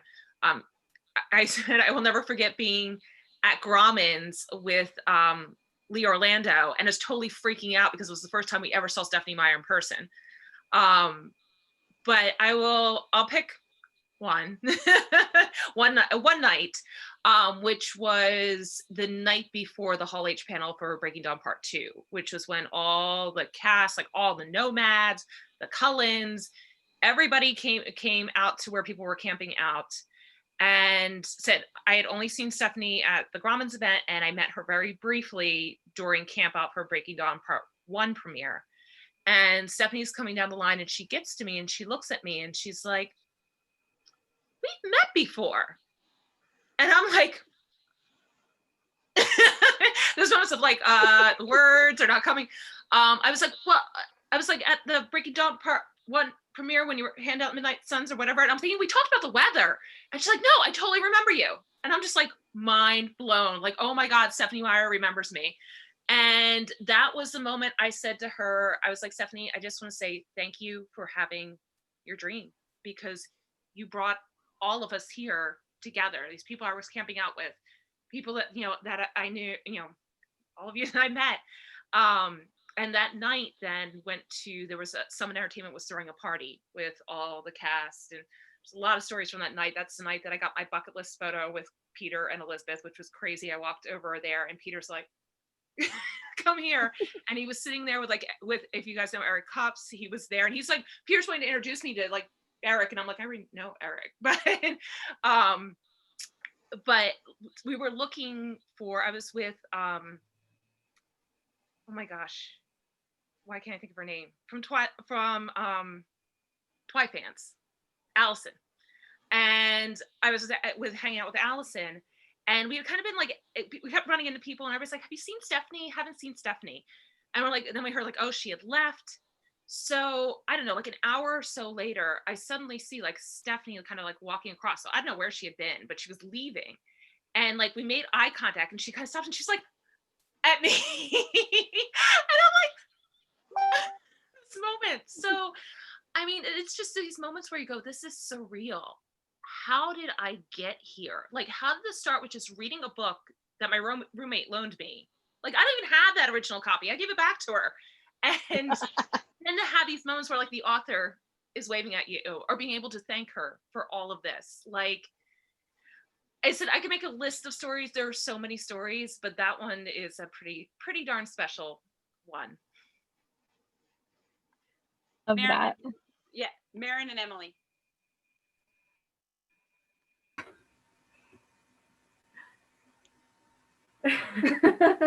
I feel like most of you guys have probably heard this, but we'll say it again. I mean, it's a joint experience. So back in May of this year, we got surprised with an interview with Stephanie on Letters To, where she did like her first press about Midnight Sun. So it was like only a couple days after it was announced that we got to look at her. And that was very abrupt and surprising, which led to her reaching back out and wanting to, I can't even say it out loud. I'm so nervous. And it's not even happening. It was really overwhelming because Emily just like, she ran upstairs. We live in the same house together. We live together. And she comes running up the stairs, just like screaming, like, Maren! And I'm like, oh my gosh, what happened? No, she like comes in and she just falls on the floor and she's like, open your email. And so we just had this email, and it was like, Stephanie loved your experience with her on Letters To, and she'd like to come be on the podcast. And it's just like, it's like all of you guys have said about Stephanie. She is genuine. She remembers who you are. She makes a connection when she meets you. It's incredible. Like, this is something that we didn't search out for, and we didn't try to make happen. It just happened to us, and it was incredible. And it will always and forever be my favorite Twilight memory. And I've been obsessed with Twilight since 2008. So there's a lot of memories, but this is it. This is the top. It's the very top. Nothing can top it. I still have so many questions to ask her. I know. It's crazy. We didn't have enough time, but yep. That's me. That's it. We have questions. More questions. So many more. Have questions. So many. Yeah. So many. It was the best. So incredible to get to just like sit down with her one-on-one for almost an hour and just ask her every question that like came up while I was reading Midnight Sun. Was indescribable. Yeah, anything that anybody ever says kind about her is true. Mm-hmm. She wants to make connections with her fans. She'll remember you. She'll remember little details. She's very, very sweet. And she doesn't want to just like, I feel like she doesn't want to just talk about Twilight too. I mean, she wanted to talk about her high school, and she wanted to talk about her wedding announcement pictures. Like, there were just little things she wanted to talk about, and it was really, really incredible. Just amazing. It's indescribable, really. Mm-hmm. I keep talking, but I don't actually have words. So it was great. Kat, how about you? It's so hard. and of course 2013, like Lisa and Mel said, was an amazing year to be able to see her at the Vic, and then actually have s'mores with her on First Beach was amazing. But for me, I always have a tendency of going back to like what sparked it all, the beginning. And I know my husband's gonna hate me because he's already asked me to stop talking about him. But he was actually the one that went with me to the Breaking Dawn concert at the House of Blues.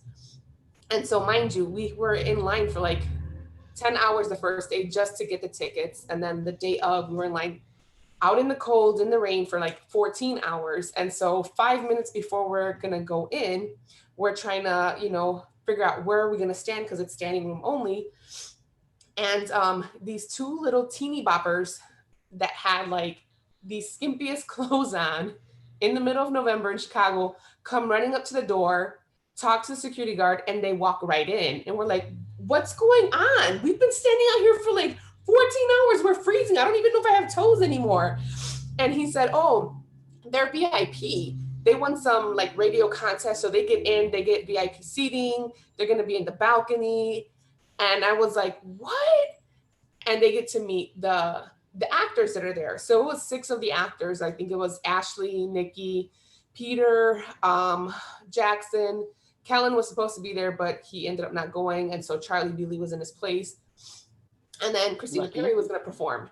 And so I was like, oh my God, like we're the VIPs. We've been in the cold. And so he's like, the security guard said, don't worry about it. The only thing that they're going to get that you're not going to get is an autograph. But you guys will actually have a better place because you'll be on the main floor. You can, you know, be right there. And I was like, we don't get autographs? Like, that sucks. So my husband looked at me, he said, you want autographs, babe? And I said, yes, of course. And he's like, I got you. And I was like, whatever. Okay, whatever. So we go in, they start doing Q&A. He actually wins 2 prizes for Q&A, which surprised me because go him. But then they start doing the panel discussion. And so it was one of our local media news outlets that was doing the mediation or moderator. And so he's like, we're going to take our first question from the audience. And so my husband's like, me. And mind you, we're standing in the front row. He calls the guy by his name. He's like, Dean, I'm the only guy here. Can you call on me? So he gets called on. So he's like, I'm asking this to the entire panel. Can you please help me earn brownie points with my wife and sign her poster? And so I was like, what? Oh my God. And they're like, yeah, bring it up here. And then the moderator said, nobody else asked for autographs.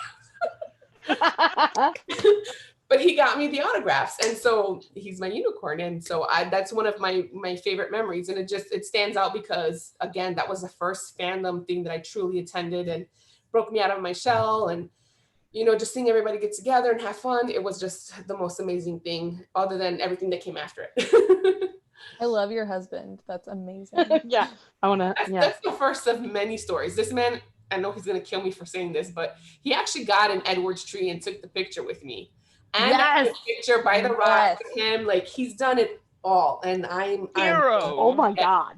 I'm in love with your husband. Yes. Oh my I'm gonna God. make my husband do that. So thank you for the inspo. You're welcome. So Heather, you're next, and I have a feeling we all know what your memory is. Oh, well, see, I was gonna do that one, but now I feel like I shouldn't. So I mean, meeting Kristen is like clearly my biggest one. It was not for Twilight, but like, holy shit, it was the most insane thing that has ever happened to me, and probably will ever happen, because I was just like a broke little fandom college student who was preparing to graduate and had no idea what I wanted to do with my life. And then suddenly it was like, hey, you're going to London in a couple of days. So like, cool. And Kristen's like the best person in the whole world. And I just like love her. I just like love everything about her, and she's amazing. And I to tie that to like, if I have to pick like a Twilight memory that's like very specifically Twilight, I would have to say the entire Breaking Dawn Part 2 premiere, because that's the first and kind of only Twilight event that I actually got to go to. I prepped my mom years in advance saying I was going to go to that so that she would be okay with I was like, I'm gonna sleep on the street, but it's okay because everybody sleeps on the street. It's like a whole thing. Like there's like tents and stuff. And she was just like, what? And I was like, I haven't been to LA and I haven't made any friends that are gonna go, but I'm gonna make friends because they're on the internet. It's fine. And so I was like 21, just like prepping my mom for this weird thing. And I remember telling my family, and they were all like, you're gonna sleep on the street? Like literally looking at my mom, they're like, Sandy, I don't think that that's okay. Like, you shouldn't let her do that. And I was like, I'm going, I'll see you out later. So I was really lucky to be able to do that. And like, it was such an insane, like I was in LA for like over a week. I went to Jimmy Kimmel. I met tons of people. I had way too much in and out. Kristen No actually like remembered me when she walked by me on the carpet, because I did actually get to meet like most of the cast for where we were positioned on the carpet, which was crazy. And when she walked by, she like did a double take and like remembered me, and I obviously freaked out because it had been months. I think I interviewed her in May and this was November, so I don't understand how she still knew who I was with all the people that she sees, but stoked. And then I will cherry on top of this say that the biggest missed opportunity in the world was not recording the fans during that premiere, because watching that with thousands of people who were screaming their damn heads off, including myself. I was sitting really close to Amy and Natasha, and that's like when I met a ton of actual people that I was really good friends with. And there's like a banister in front of me. And I swear to you, I probably made imprints with my fists in that banister because I was just like smashing it, being like, what is happening? Why is this going on? What the ugh. I was just like freaking out. And I had kind of already heard spoilers anyway through the grapevine because I love spoilers. And I don't like being surprised in a movie. I want to know what's going to happen.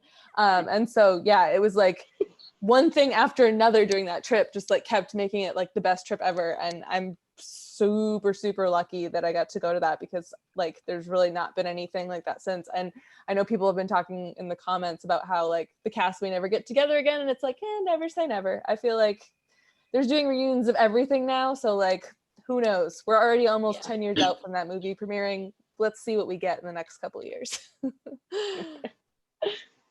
Savvy. Okay, so I'm kind of going back and forth between, there are two that usually pop to my head. I've told one on one of our past videos. I did win a dinner with Stephanie Meyer, and that was amazing. But that kind of goes alongside this one story, and I'm hesitant to tell it because it's kind of like something that I've like kept to me. Like I haven't really told a lot of people about it. So I don't know that one, or there's one that's like really personal to me that happened kind of after everything. One of the first times that I went to Forks too. So I guess I don't know. Can we go one more person and then, or am I the last person? No, Jess and me. Okay, can we go one more person? You told a kind of a private story, like that you had said you'd never told anybody before. Yeah, but we were just Zooming. We weren't online. Oh, okay. When we did that. That's the one. You don't know if you haven't Yeah, decided. Bewley. What? She's saying that's Bewley. The other one. So okay. I'll tell the one that's really close to me about Charlie. So Charlie Bewley, who plays Dimitri, is my favorite actor on all of this stuff. He's amazing. And of course I love all the bad guy characters anyway. So I kind of latched on to him. One of the first conventions that I went to, I saw him. I'm like, oh my God, this man is beautiful and funny. And I just instantaneous obsession. Really passion too, like unhealthy to some points. Not like creepy, like stalking or anything like that, but like, yeah, I will fly across the country to something that you're doing because I need to see you for the sixth time this year. But but one of the things, one of my favorite things was one of the last times that I previously saw him was in 2016 when I first went to Forks. for the Forever Twilight in Forks festival. So that was the year that all of the auction was going to happen. So they had like this. They had this preview with all the stuff that they were with a ton of the stuff that they were going to have up for auction. So it was really cool, and I was super excited because my birthday is September 8th, so it's always around the 13th, and so like one of the first days of the festival was like on my birthday, and the day after I got to Charlie was going to be there, so I was going to hang out, and so I was really excited. And being there with my friends and everything, it's always really nice. But so. A couple years previously, I'd actually gotten a tattoo. So I have a tattoo. I can't really show it because I got a sweatshirt on, but on my left shoulder, I have a huge angel that's on my shoulder, and it's in profile, and it's actually Charlie Bewley's profile on it. And I got it because this stuff came into my life in a very weird space for me, but especially when I started going to conventions and talking with Charlie, and then also I had a fan site going for him for a while. Did a podcast as well, had him on that, and doing all this stuff.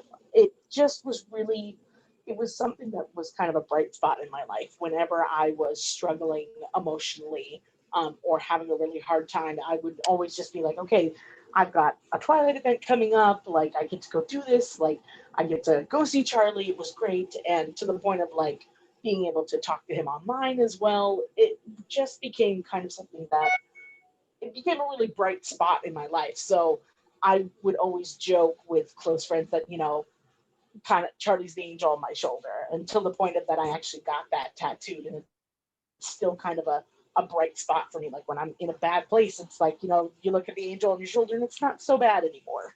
So I had gotten it, and I think I had posted pictures of it, but I never outright said it, that it was him, that he was the one that I used it for. Like, of course, all my friends were joking, and like they knew that it was, and anybody that looked at it was like, it looks a lot like Charlie. So when I was up at Forks for that event, I mean, it was just so much fun anyway. But at the time, Charlie was seeing someone, and he brought her with him. And so I was kind of talking to her in kind of the background of one of the evenings that we were doing, like the Volturi prom and everything. And I had a shirt that was kind of cut off, and she was asking me about my tattoos, and I showed her the one that I had.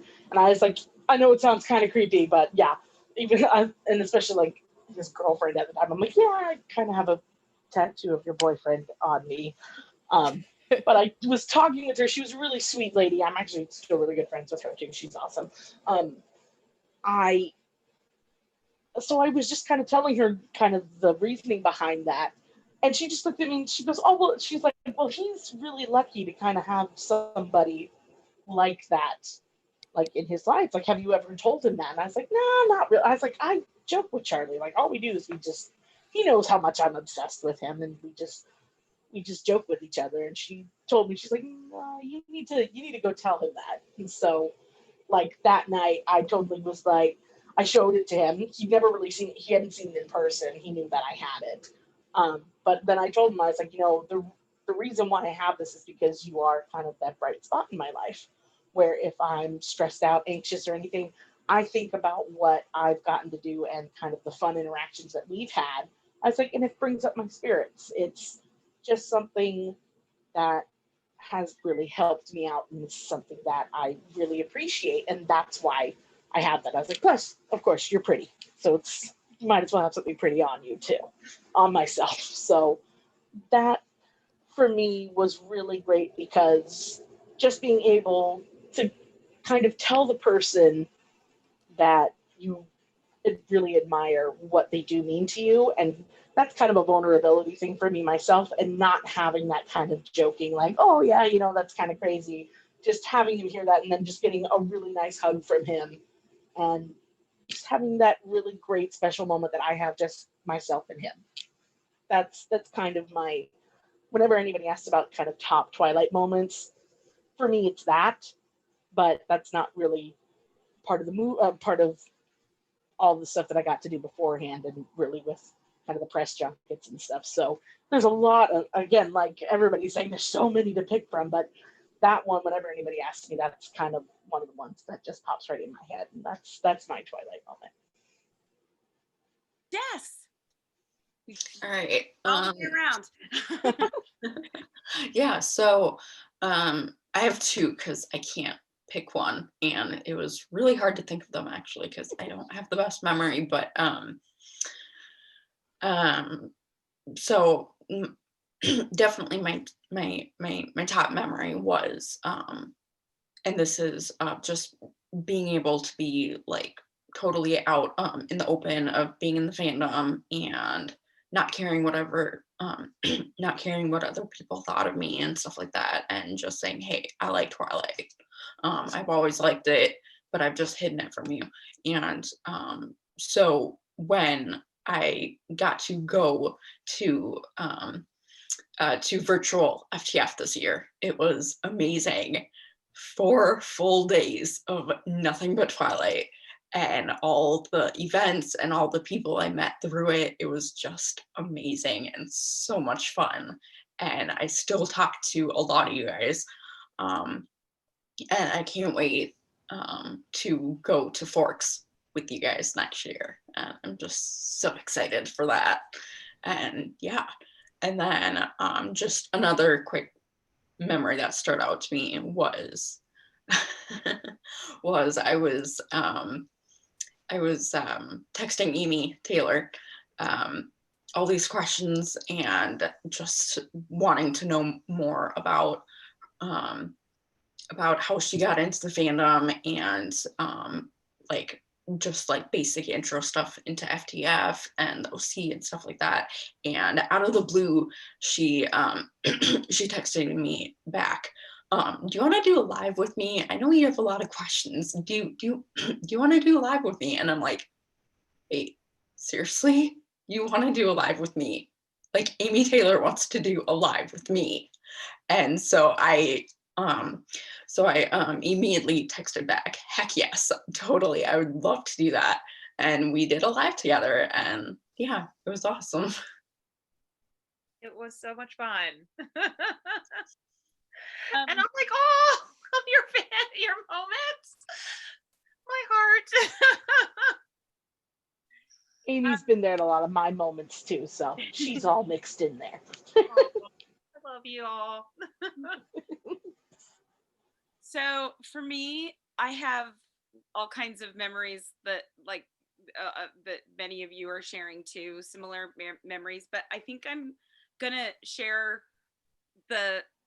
for me, like the big life-changing moment was honestly like Stephanie called me on the phone and we got to talk. And I don't think I talk about that very first conversation. I talk about like the first email because it's on the lexicon.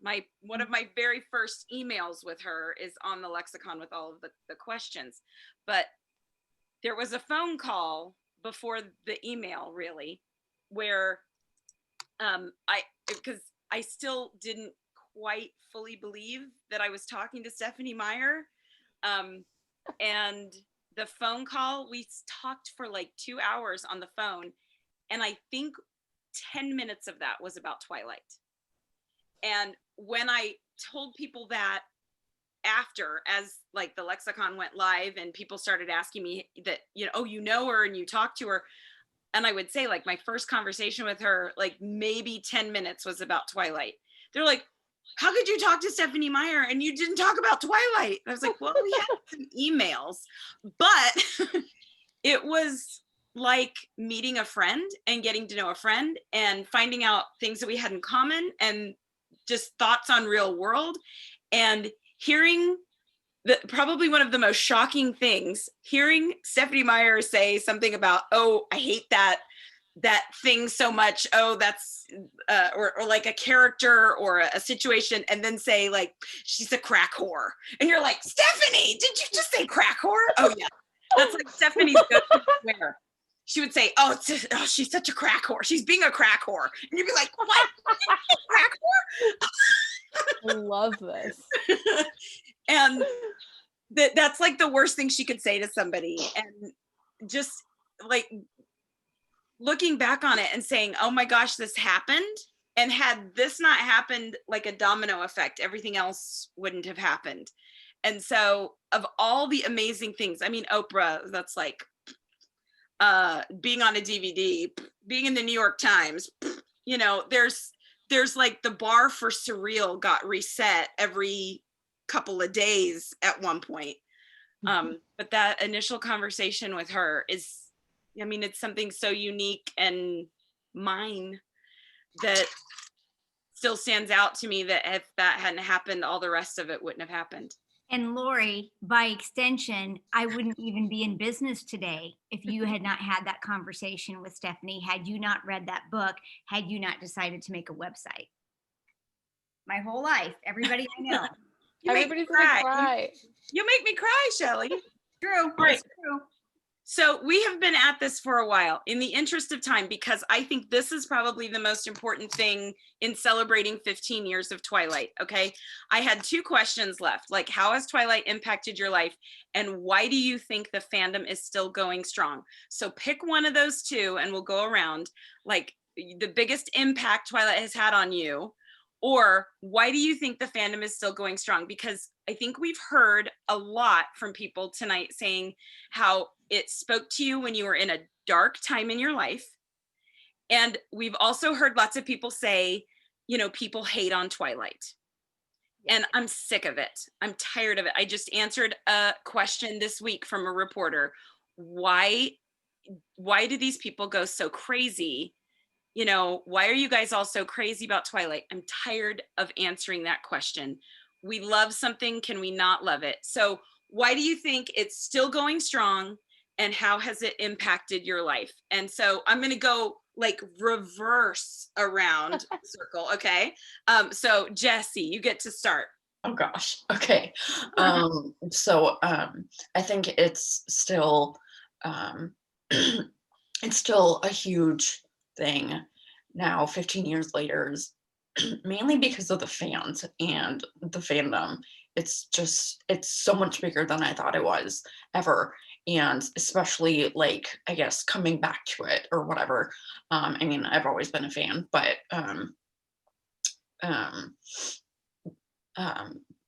but like coming to the Twilight Renaissance or whatever, it's just shown me how big Twilight is, and it always has been, and it always will be. And also FTF and the Covens play a huge part in that too. And just, it still blows my mind, like every day, that there is a whole committee and a whole cosplay trope that is dedicated to making people's dreams come true and making people happy, not only because they like, or no, sorry, because they want to make other people happy. That's like what they want to do, but also they like Twilight as well too. And it's so cool. I love that. And it just really shows that there are so many good people out there in the world, and especially you can find them everywhere in this Twilight fandom family, and it's great. Savvy, has it changed your life, or why do you think it's still going so strong? I actually can combine both of those. One, I say to those like reporters that you're talking to, why is Star Wars still so in everything? Like, my whole thing about that, and I could go off on a tangent on that, is basically because this is a fandom that is centered around females, women, and also especially that at the time it was teenage girls as well that it was kind of focused towards. Yes, of course, because especially, I mean, we have Twilight Moms on here. Everybody kind of connects to it, so there's a whole different tangent on that, but whatever. I mean, the way that it's kind of changed my life, and the reason why I think it's still really relevant, is the way that it has kind of changed all of us. Again, I mean, we're sitting on here with 20 plus people that we've all met each other or talked to each other in some way, shape, or form beforehand. We've either met each other or known each other online for a long time. And it's just these connections. So the way that it's changed my life is that, yeah, I still have friends that I know that I can be kind of genuine with. And I mean, yeah, I can be a snarky a-hole most of the time, but like I genuinely made friends and made connections this way. I think it's still going strong because of that. Heck, I mean, I literally this time last week, I was driving home from my trip back from Forks. My sister moved up towards the Seattle area.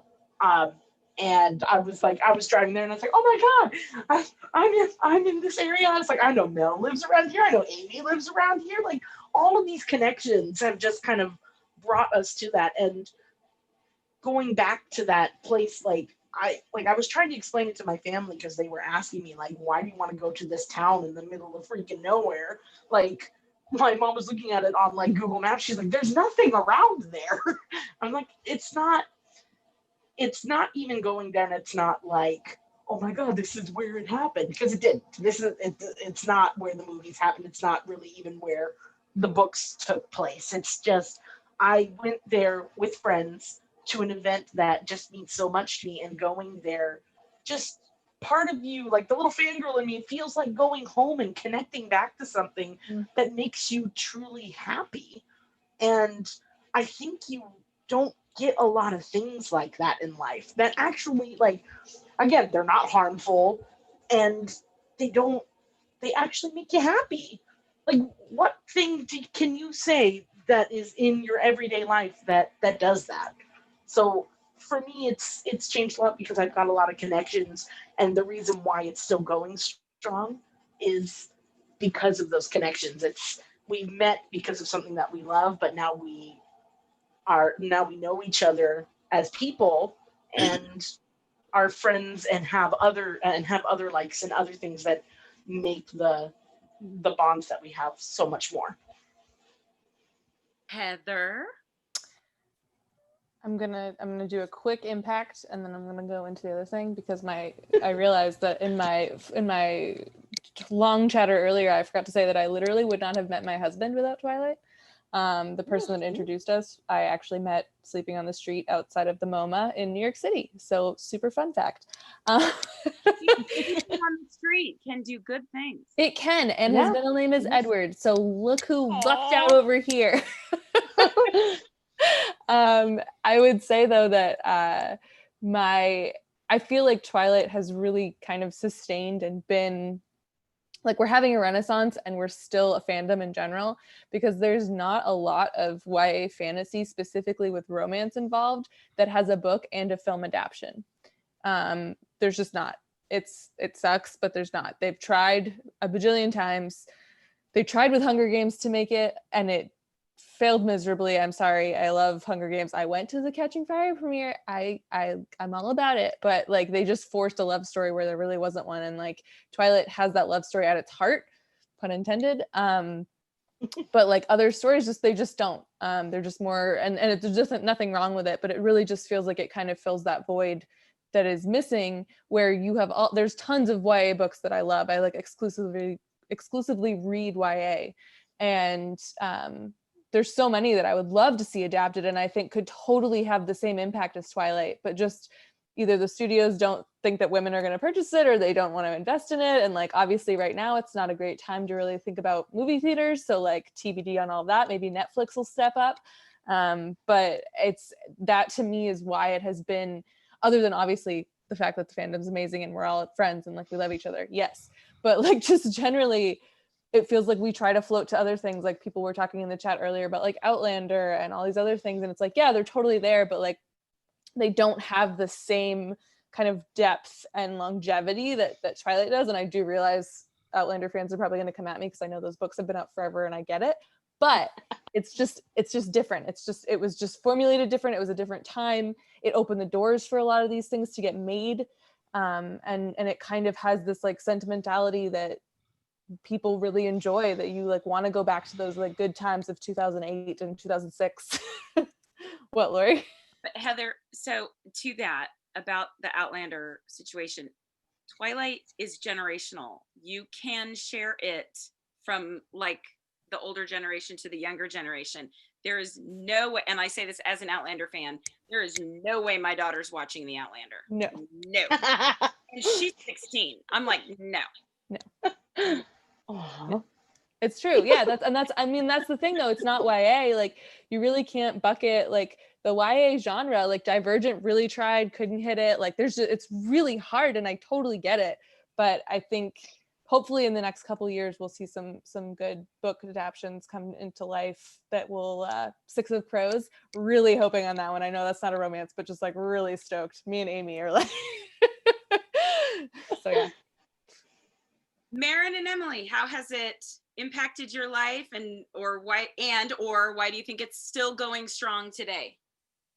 I just like, for me, the biggest impact that Twilight has had in my life is that the first thing it did was it brought me real close to Emily, who has become my best friend.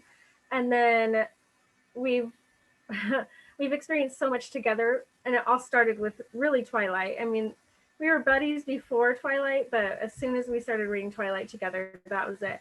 And then it's just bloomed into this podcast, and now meeting all of you guys and everybody who's watching and chatting in the chat. It's just incredible. I mean, it's no like small thing to say that Twilight changed my life in every way.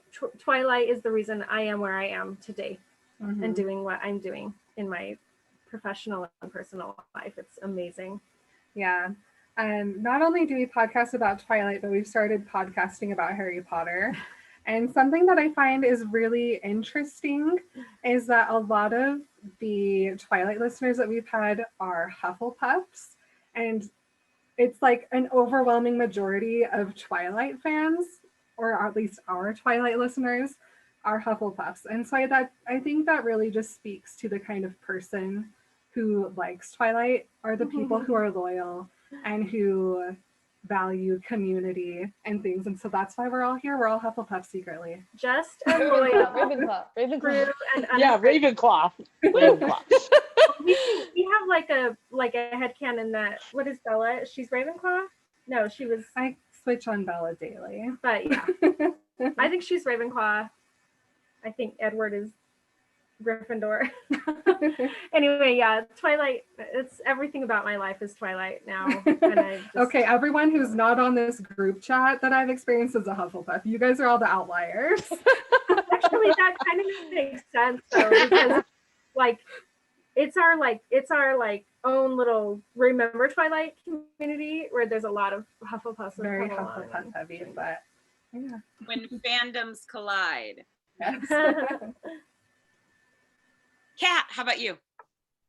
For me, it's impacted my life in such a huge way. And I would try to not be the first person to cry.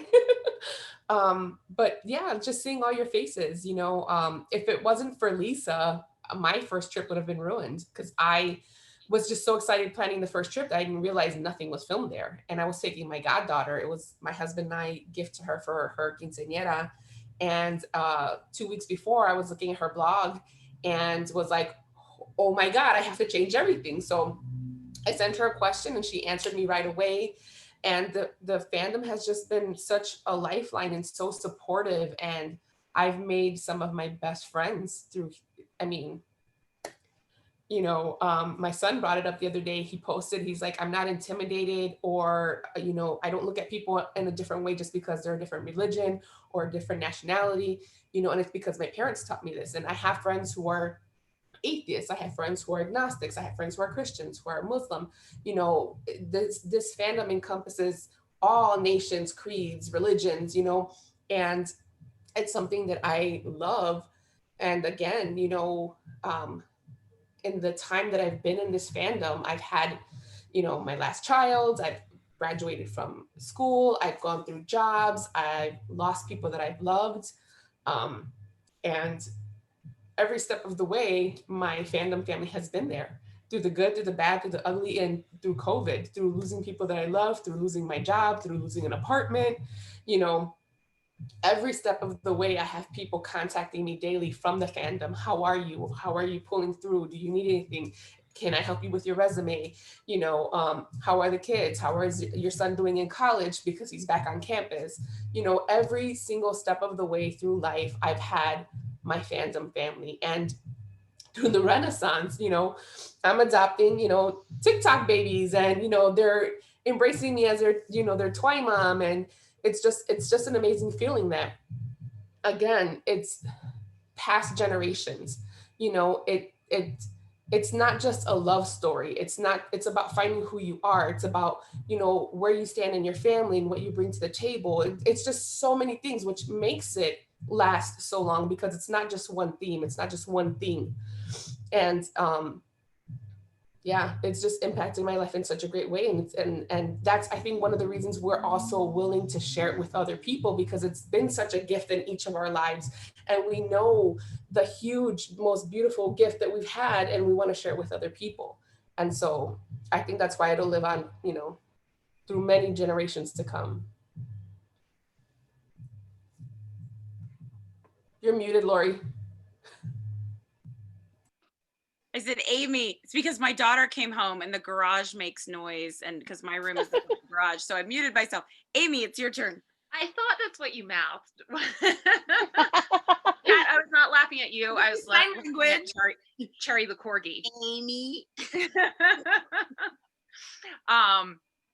So just to be clear, see, that's Cherry. Oh, the corgi puppy. look at how cute. You all need to follow Cherry on Instagram. Yes. Yes. I was her 100th follower. I was so proud. And to that motion, Emma, your cat needs an Instagram. Yes. Agreed. Yes. I'll follow on 3 different accounts. Going all over Emma's face. Okay.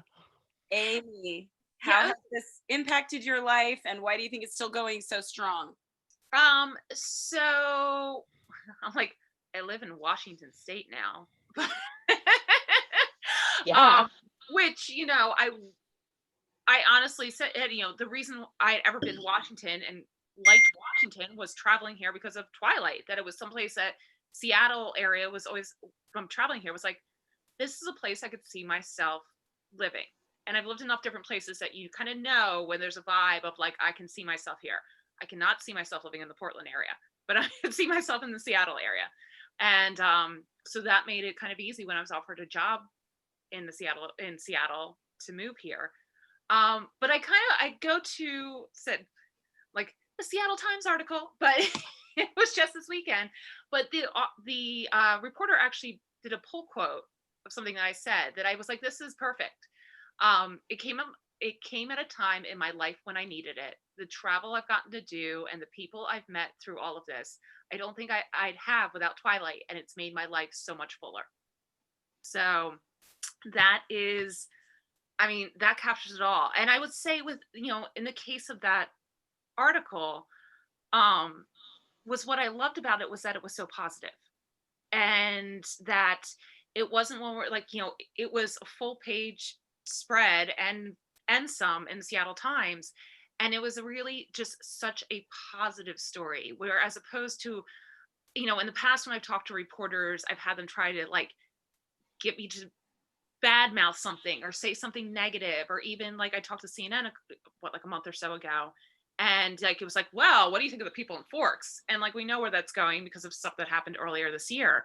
And, you know, so to have something that's like such a positive and was such like a love letter, I think it's, you know, there is a change. I think the Twilight Renaissance has shown that like people still care. It hasn't gone away.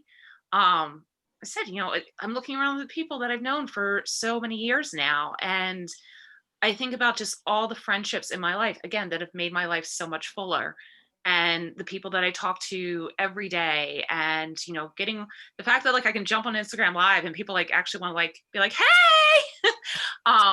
kind of still blows my mind at times. And Sid, I think it's such a warm community, warm, wonderful community. And I would say I'm a Griffin Puff, so I still got a little Hufflepuff.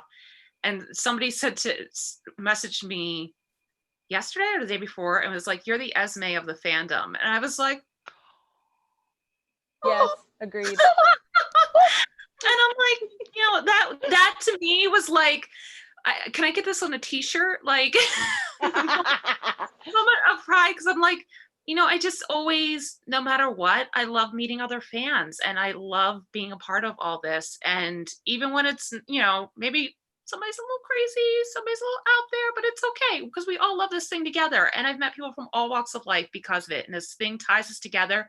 And then we found all these other things we love. And so I talked about earlier this year, one of the few fun things I got to do was I went to San Francisco with a group of friends that I camped out for the premieres with to see Hamilton and Harry Potter and the Cursed Child and like be tourists in Seattle. And then the last thing I did was go to Disneyland with a good friend of mine who I met through Twilight. So it continues. It's this bond that's just amazing. And I love you all.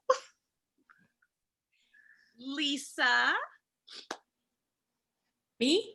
Hanson, yes. Yes, okay. It didn't impact your life at all. Twilight Moms. No, no, not at all. But I honestly, I just think it endures because it's like a tale as old as time, It's basically the Romeo and Juliet or Beauty and the Beast kind of thing that we all love, and there's a reason why those kinds of stories are timeless. And I just think that those will continue to be the kind of stories that we love and people like us will just be drawn toward. And I think that coming in contact with each other and then finding each other with all of this, with the same deep feelings about it, has just really deepened the whole, the whole experience of it all. So it makes it a lot more meaningful, and it makes it more of a personalized story. It's a fantasy story, but it's like it's more than that. There's all the friends that we've made and the experiences we've had together all together that deepen it and make it a timeless thing. So that's just what I think. And I'm curious about the impact because I don't think anyone disagrees that the phrase Twilight Mom has like become synonymous with the fandom. And so how many times have you been out somewhere and someone's been wearing a Twilight Mom shirt or something like that, and you walk past them and you're like, they don't even I did that. I don't know. I'm in a small town. It doesn't happen that often. So, I don't know. I've had actually neighbors that have like it. I'm usually a little more tight-lipped about it, and so when I've had neighbors discover that I started Twilight Moms, they're like, "Oh my gosh, I go on that site," or this is like years ago when it at the height, but it was just kind of like, nah, no way. So it was just, but it's just kind of funny, because it's something that I never intended, and it's something that is totally out of character for me to have even started all this. I didn't know anything about starting websites or anything about fan sites and culture and all of that, and so it was just learn as you go, and I was just like, let's just ride this wave and see how it's going. So it was just a lot of fun. That was my whole mindset the whole time, was just, what, I just want to ride it and see where it's going, because it's fun, it feels good, and it's everybody is having a blast with it, so let's just ride it. Well, I definitely have seen thousands of Twilight Mom shirts.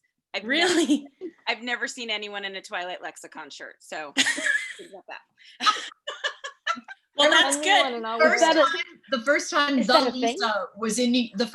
Lisa was in New York for the Breaking Dawn concerts that we went to. Yeah. That in Times Square, and I grew up in New York, so the thought of sitting down in the middle of Times Square, I was like, yeah, this is something I never thought I'd do. Ever. And then there's Lisa from across the room. I see the hair. The rope is hitting. That's her.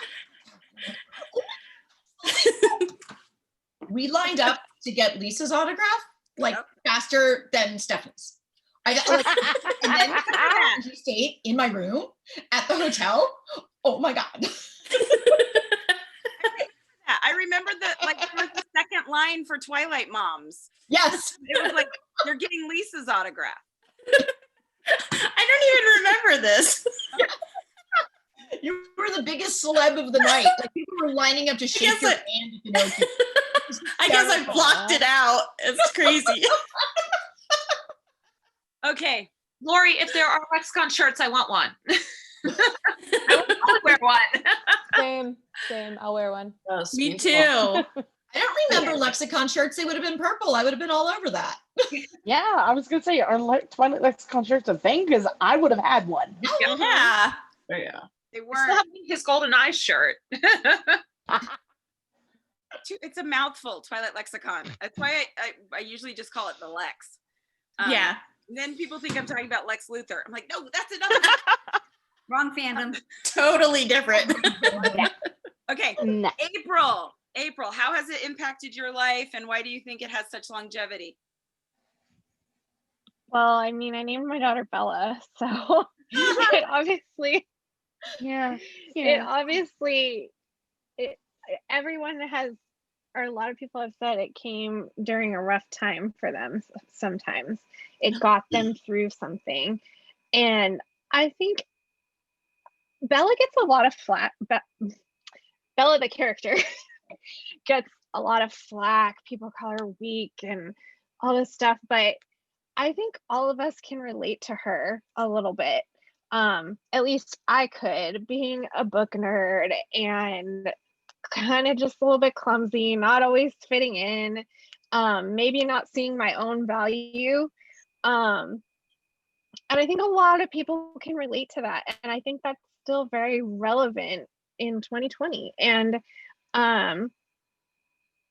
it's changed my life because it's brought so many people into it that will be forever friends.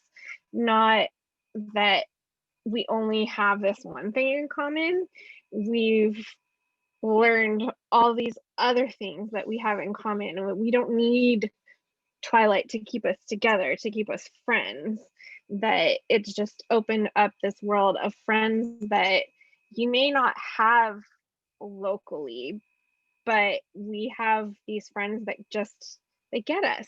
And I think that's a really special thing, to have people in your life, whether they live near you or not, that just get you.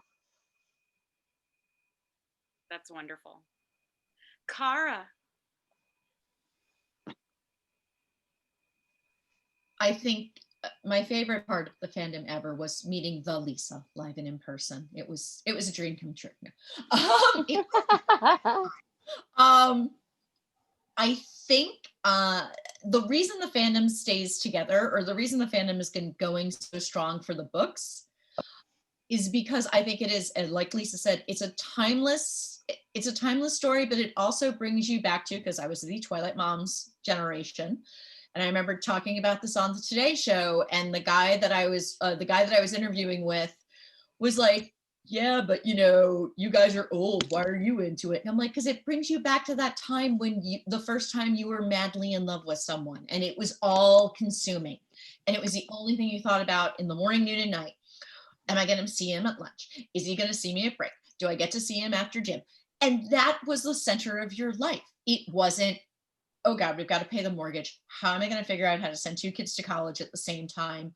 Why are my property taxes going up? It was a simpler time in everyone's life, and everyone loves to come back to it. And, even reading it again now for the first time in probably, when I was reading Midnight Sun, I said, okay, I'm going to read Twilight alongside of it at the same time to see how it goes. And I hadn't read Twilight in probably 3 or 4 years. And I stayed up, and I was having a really bad time with my family, with my mom being sick. So I just got that escape again from 2 to 5 o'clock in the morning, which is probably not the healthiest thing. But it does. It's it's comforting and it's something that keeps you together. And how has Twilight affected my life personally? Simply, I am an only child and I have never had sisters. And usually I do not get along with women. I'm one of those girls that hangs out better with the guys because I like football and baseball and things like that. But with Twilight Moms, I have found a group of women that have truly been sisters to me, especially just Stephanie Meyer coming out with this book this year, just bubbled it all up. And Kirsten reached out to me on Facebook and said, we're going to get the band back together again. We're thinking of redoing the site. Do you want to come? Do you want to work with us? And I was like, I would love to. And who knew it again, because 2020 is miserable for all of us. It just brought a group of women back together to surround me and help hold me up at one of the most miserable times in my life. And it's been amazing. And these girls will be my sisters forever. And that's it. And I'm not crying. I'm hugging my phone, Cara. I'm hugging my phone. Aww. Holly? Yeah, I think for me, like the reason how it's impacted my life so much is just because like I've always been so introverted and it's always been very difficult for me to like branch out of my shell. I grew up reading and that's all I ever did. And so for me, it was just finding that comfort in this story. And then and now just like needing a sense of like needing that community, like physically needing a community in the time where I'm back at home and things are just so crazy and scary. And for me, like I just really connect with book characters a lot, especially when it's written from their perspective, first person, just because you're like in their head. So for me, like getting to read Midnight Sun and like relive that is also a big part of, I think, why people are so excited to get back into it. So for me, like as short and sweet as it is, it's just honestly having that home and that community and that safe place to turn to and always have. So yeah. Emma?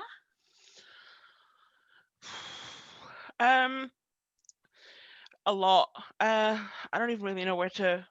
So I'll be brutally honest because I always try to be. I've struggled with a lot of different stuff, from abuse when I was younger to my appearance and health issues to bullying right the way through my adolescent and teenage years to a whole load of bad stuff to do with my parents and everything else. And growing up, I didn't know until I was in my early 20s that I had a multitude of issues to work on. I thought I was just a normal person going to work every day. And yeah, it wasn't until I started to really struggle that I started to have thoughts of, why am I doing this? Why am I still here? What's my purpose? What's the point in fighting through it all every single day? Why? And I was desperately searching for something to make me feel stronger, to have something to look forward to fight for. I didn't have any close friends because we'd moved around a lot all my life. It was not a nice place to be in, and that's when Twilight happened. And I think it was a combination of me going looking for something because I was desperate for it, and a little bit of a combination of it found me when I needed it. And the fandom at times has been a difficult place. I found that out really quickly on YouTube. Some of the comments that I would get telling me to kill myself, to die in a fire, telling me to, you name it, I've heard it.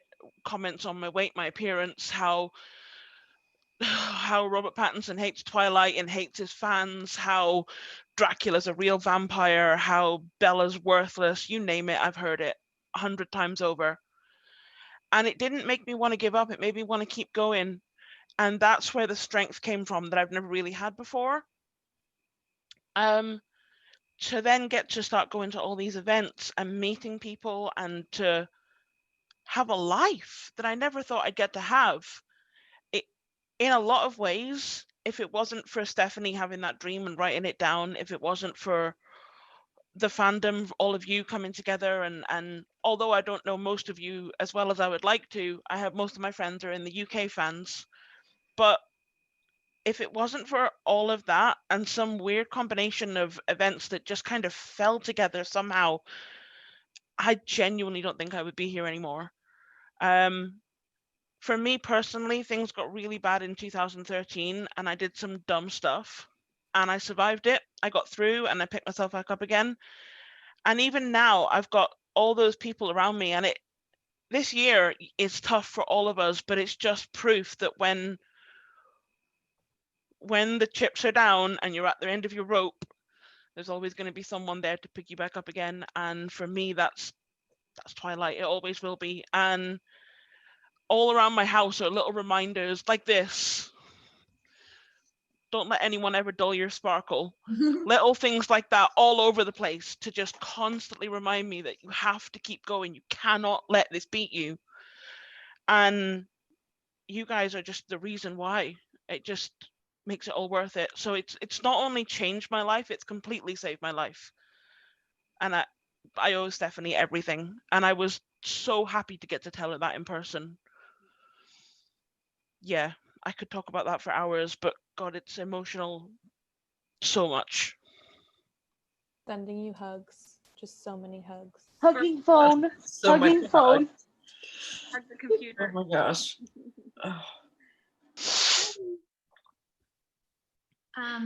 Well, you guys have all given me goosebumps and made me feel very emotional, but of course, because I'm a Slytherin, I turned it all into a business opportunity. Yes. So I literally would not have my business today. And I've said this a couple of times, had I not been on the Twilight Lexicon, met all of the other women who found Twilight, I was like, this is totally going to age me, but I was in my late 30s and I was really excited. I loved it and I fell in love. And I met all the ladies on the Lexicon. And, when Alfie and Pell, which are Lori and Laura, came to like our Twilight meetup or they'd hop on the boards, it was like, oh my God, they're talking to us. Kind of the same way, that Cara was talking about Lisa. We totally were that way with Lori and Laura. My business partner's wife and I met up to go to Forks together during that meetup in 2008. And so literally everything I do today started there because I met her and I had lost my job and he was looking for help like marketing and website on a couple of business ideas. And then, from there we made Conquest Journals and fandoms colliding. Of course, we're licensed for Harry Potter now. We're licensed for Supernatural. And I don't know if you guys know this, but Stephanie loves the show Supernatural. And she was actually... Well, who doesn't?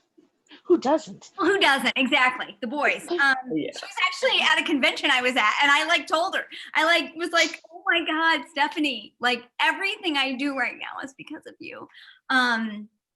So yeah, I mean, it really, and I have been a lifelong fangirl. Like when Star Wars came out and I was 7, I made people go take me to the movies 8 times. And like the movie theater was half hour away. So I have been like a fangirl all my life. But this fandom in particular has just changed so many lives. It's almost like it was just such a good story and we could all bond around it. And then it made this completely like new community.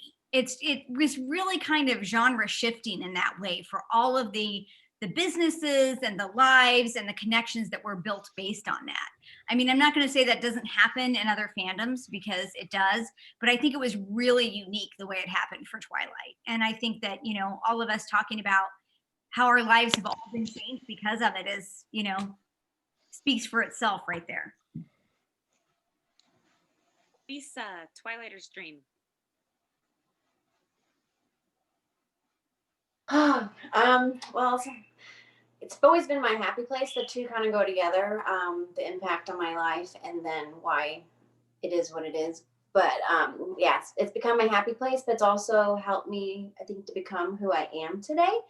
I've done a lot of things that I've never thought I would do. It got to give me different experiences. Like I live in Southwest Florida and I flew cross country to the Pacific Northwest by myself on a 10-day trip to meet people and stay with for 10 days and didn't know them and hadn't met them in person yet, but just because we connected online and on the phone and just through our love of everything. It's so much more than just a book and a story and movies. I think that's why it's going to continue to go so strong, because it's given us more of ourselves in a way and brought out so much, and that we've connected. And you know, we all said it's fandom is family, but it's very true. We've gotten to know ourselves better. We've gotten to connect with people and grow, and just it's a happy place, and we have these connections and friends, and just so that's it's priceless. You can't take that away, so it's not going to go anywhere. Mel? So much like quite a few people I know, Twilight literally saved my life. I got in a car accident. I was not in a vehicle. I was on a bicycle in 2007, which broke my hip. So 2008 was when literally everything was being contemplated in my life. Thus my friend suggesting I read it. I ended up dropping out of school, but started reading Twilight, started meeting people, some of who I have now known since 2008, some of who I met 2013 or after. Kat obviously being one of them in 2013, which never would have thought we would have met at a book signing and been like, hey, so she's going to Forks. Do you want to go to Forks with her? Let's do this. And I don't feel like I've turned back since the point of reaching out to an Alice Cullen on Facebook. And then literally my, fandom is family. I never thought that I would have people stand by me moving from one state to another, which I never thought would happen in my lifetime. They literally saw me from moving from Illinois to Washington. They saw me not even a full it was just after 2 years of living out here. My dad passed away. Having another friend, cancer sucks, pass away yesterday. And just, getting fired from a job, and they saw me through that. And I mean, a week later, yes, I had a new job. Thank goodness for that. And I don't think Kat's actually the one that brought it up to the rest of the ladies about Esme. Hey, so I'm not going to Forks this year. Do you guys want to do a virtual event? Never in my lifetime did I think that we would be hosting a virtual event. No less did I ever think that any of the people from Twilight would reach back out to us. That was for me, getting to do a Q&A with Lisa Howard was beyond the realm of imagination, because I also love her on Broadway. So never in my wildest dreams did I think these kind of things would happen because of Twilight. And I think it just stands the test of time, because we see, fans that maybe they were around in 2006, 2007, 2008, that didn't want to expose themselves as Twilight fans. I know we've had, since Kat and I have our Twi Talk babies, she's Mama Kat and I'm Auntie Mel. And some of them even, they read it back then, didn't expose themselves as Twilight fans. Some of them, yes, are newer. And I just think it stands the test of time that now they're comfortable, and they continue then to spread the word that, like, it's okay to like this thing. It's okay to have this as your passion, have this as what means the most to you, and you're going to end up finding your family. So yeah, it just stands the test of time. Lori, you're muted. My daughter came home and was singing up the stairs. I went through my divorce around the time just before the movies came out. And I had never held a full-time job I had a degree in education, but I'd never held a full-time job. I'd just been a stay-at-home mom. And I was like, I don't know what I'm going to do. I don't know how I'm going to survive it. Just taking the time to get caught up, to get a license in Tennessee, because my license was in Indiana, and get a job and all this kind of thing. And I got about 20 emails from different people say, Lori, put ads on the lexicon. Because I vowed never to put ads on the lexicon. They were like, Lori, put ads on the lexicon. And so when I say Twilight saved my life, I mean it, because I put ads on the lexicon. And I didn't like them there, but they paid me. It brought in some money for a little while so that I could feed my kids. And then when we were asked to work on the guide, I mean, I like bawled my eyes out. I was like, wait, you're going to give me how much money? Because I didn't have any. And so that's why when people were like flying to events and things like that, I was like, I don't really have the money. And like my brother would reach out and say, I'm going to pay, I'll pay for your airplane ticket so you can go to such and such of a place. So that's the impact that Twilight had on my life, was helping me to just survive to a point where I could.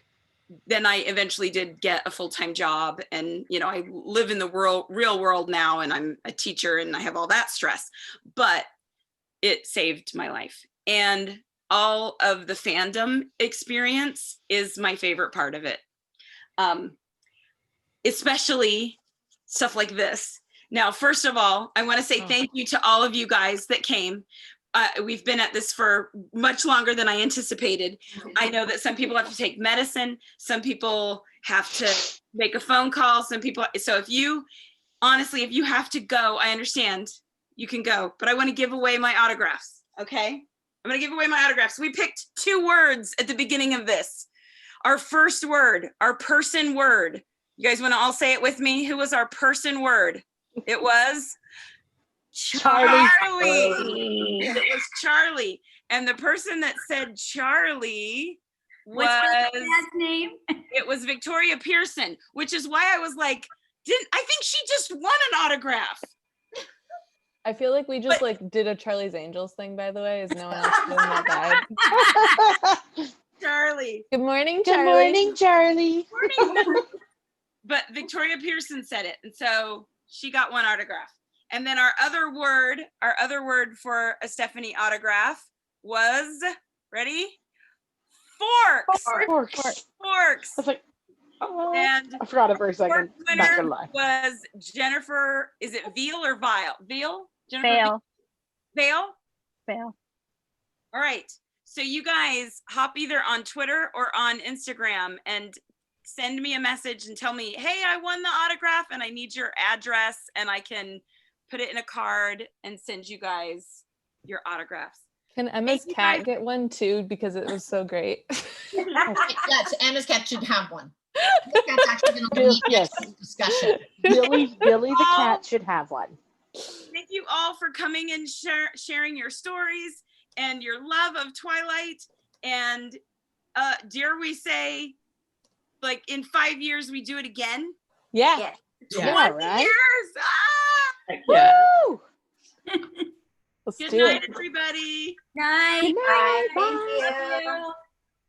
Night. I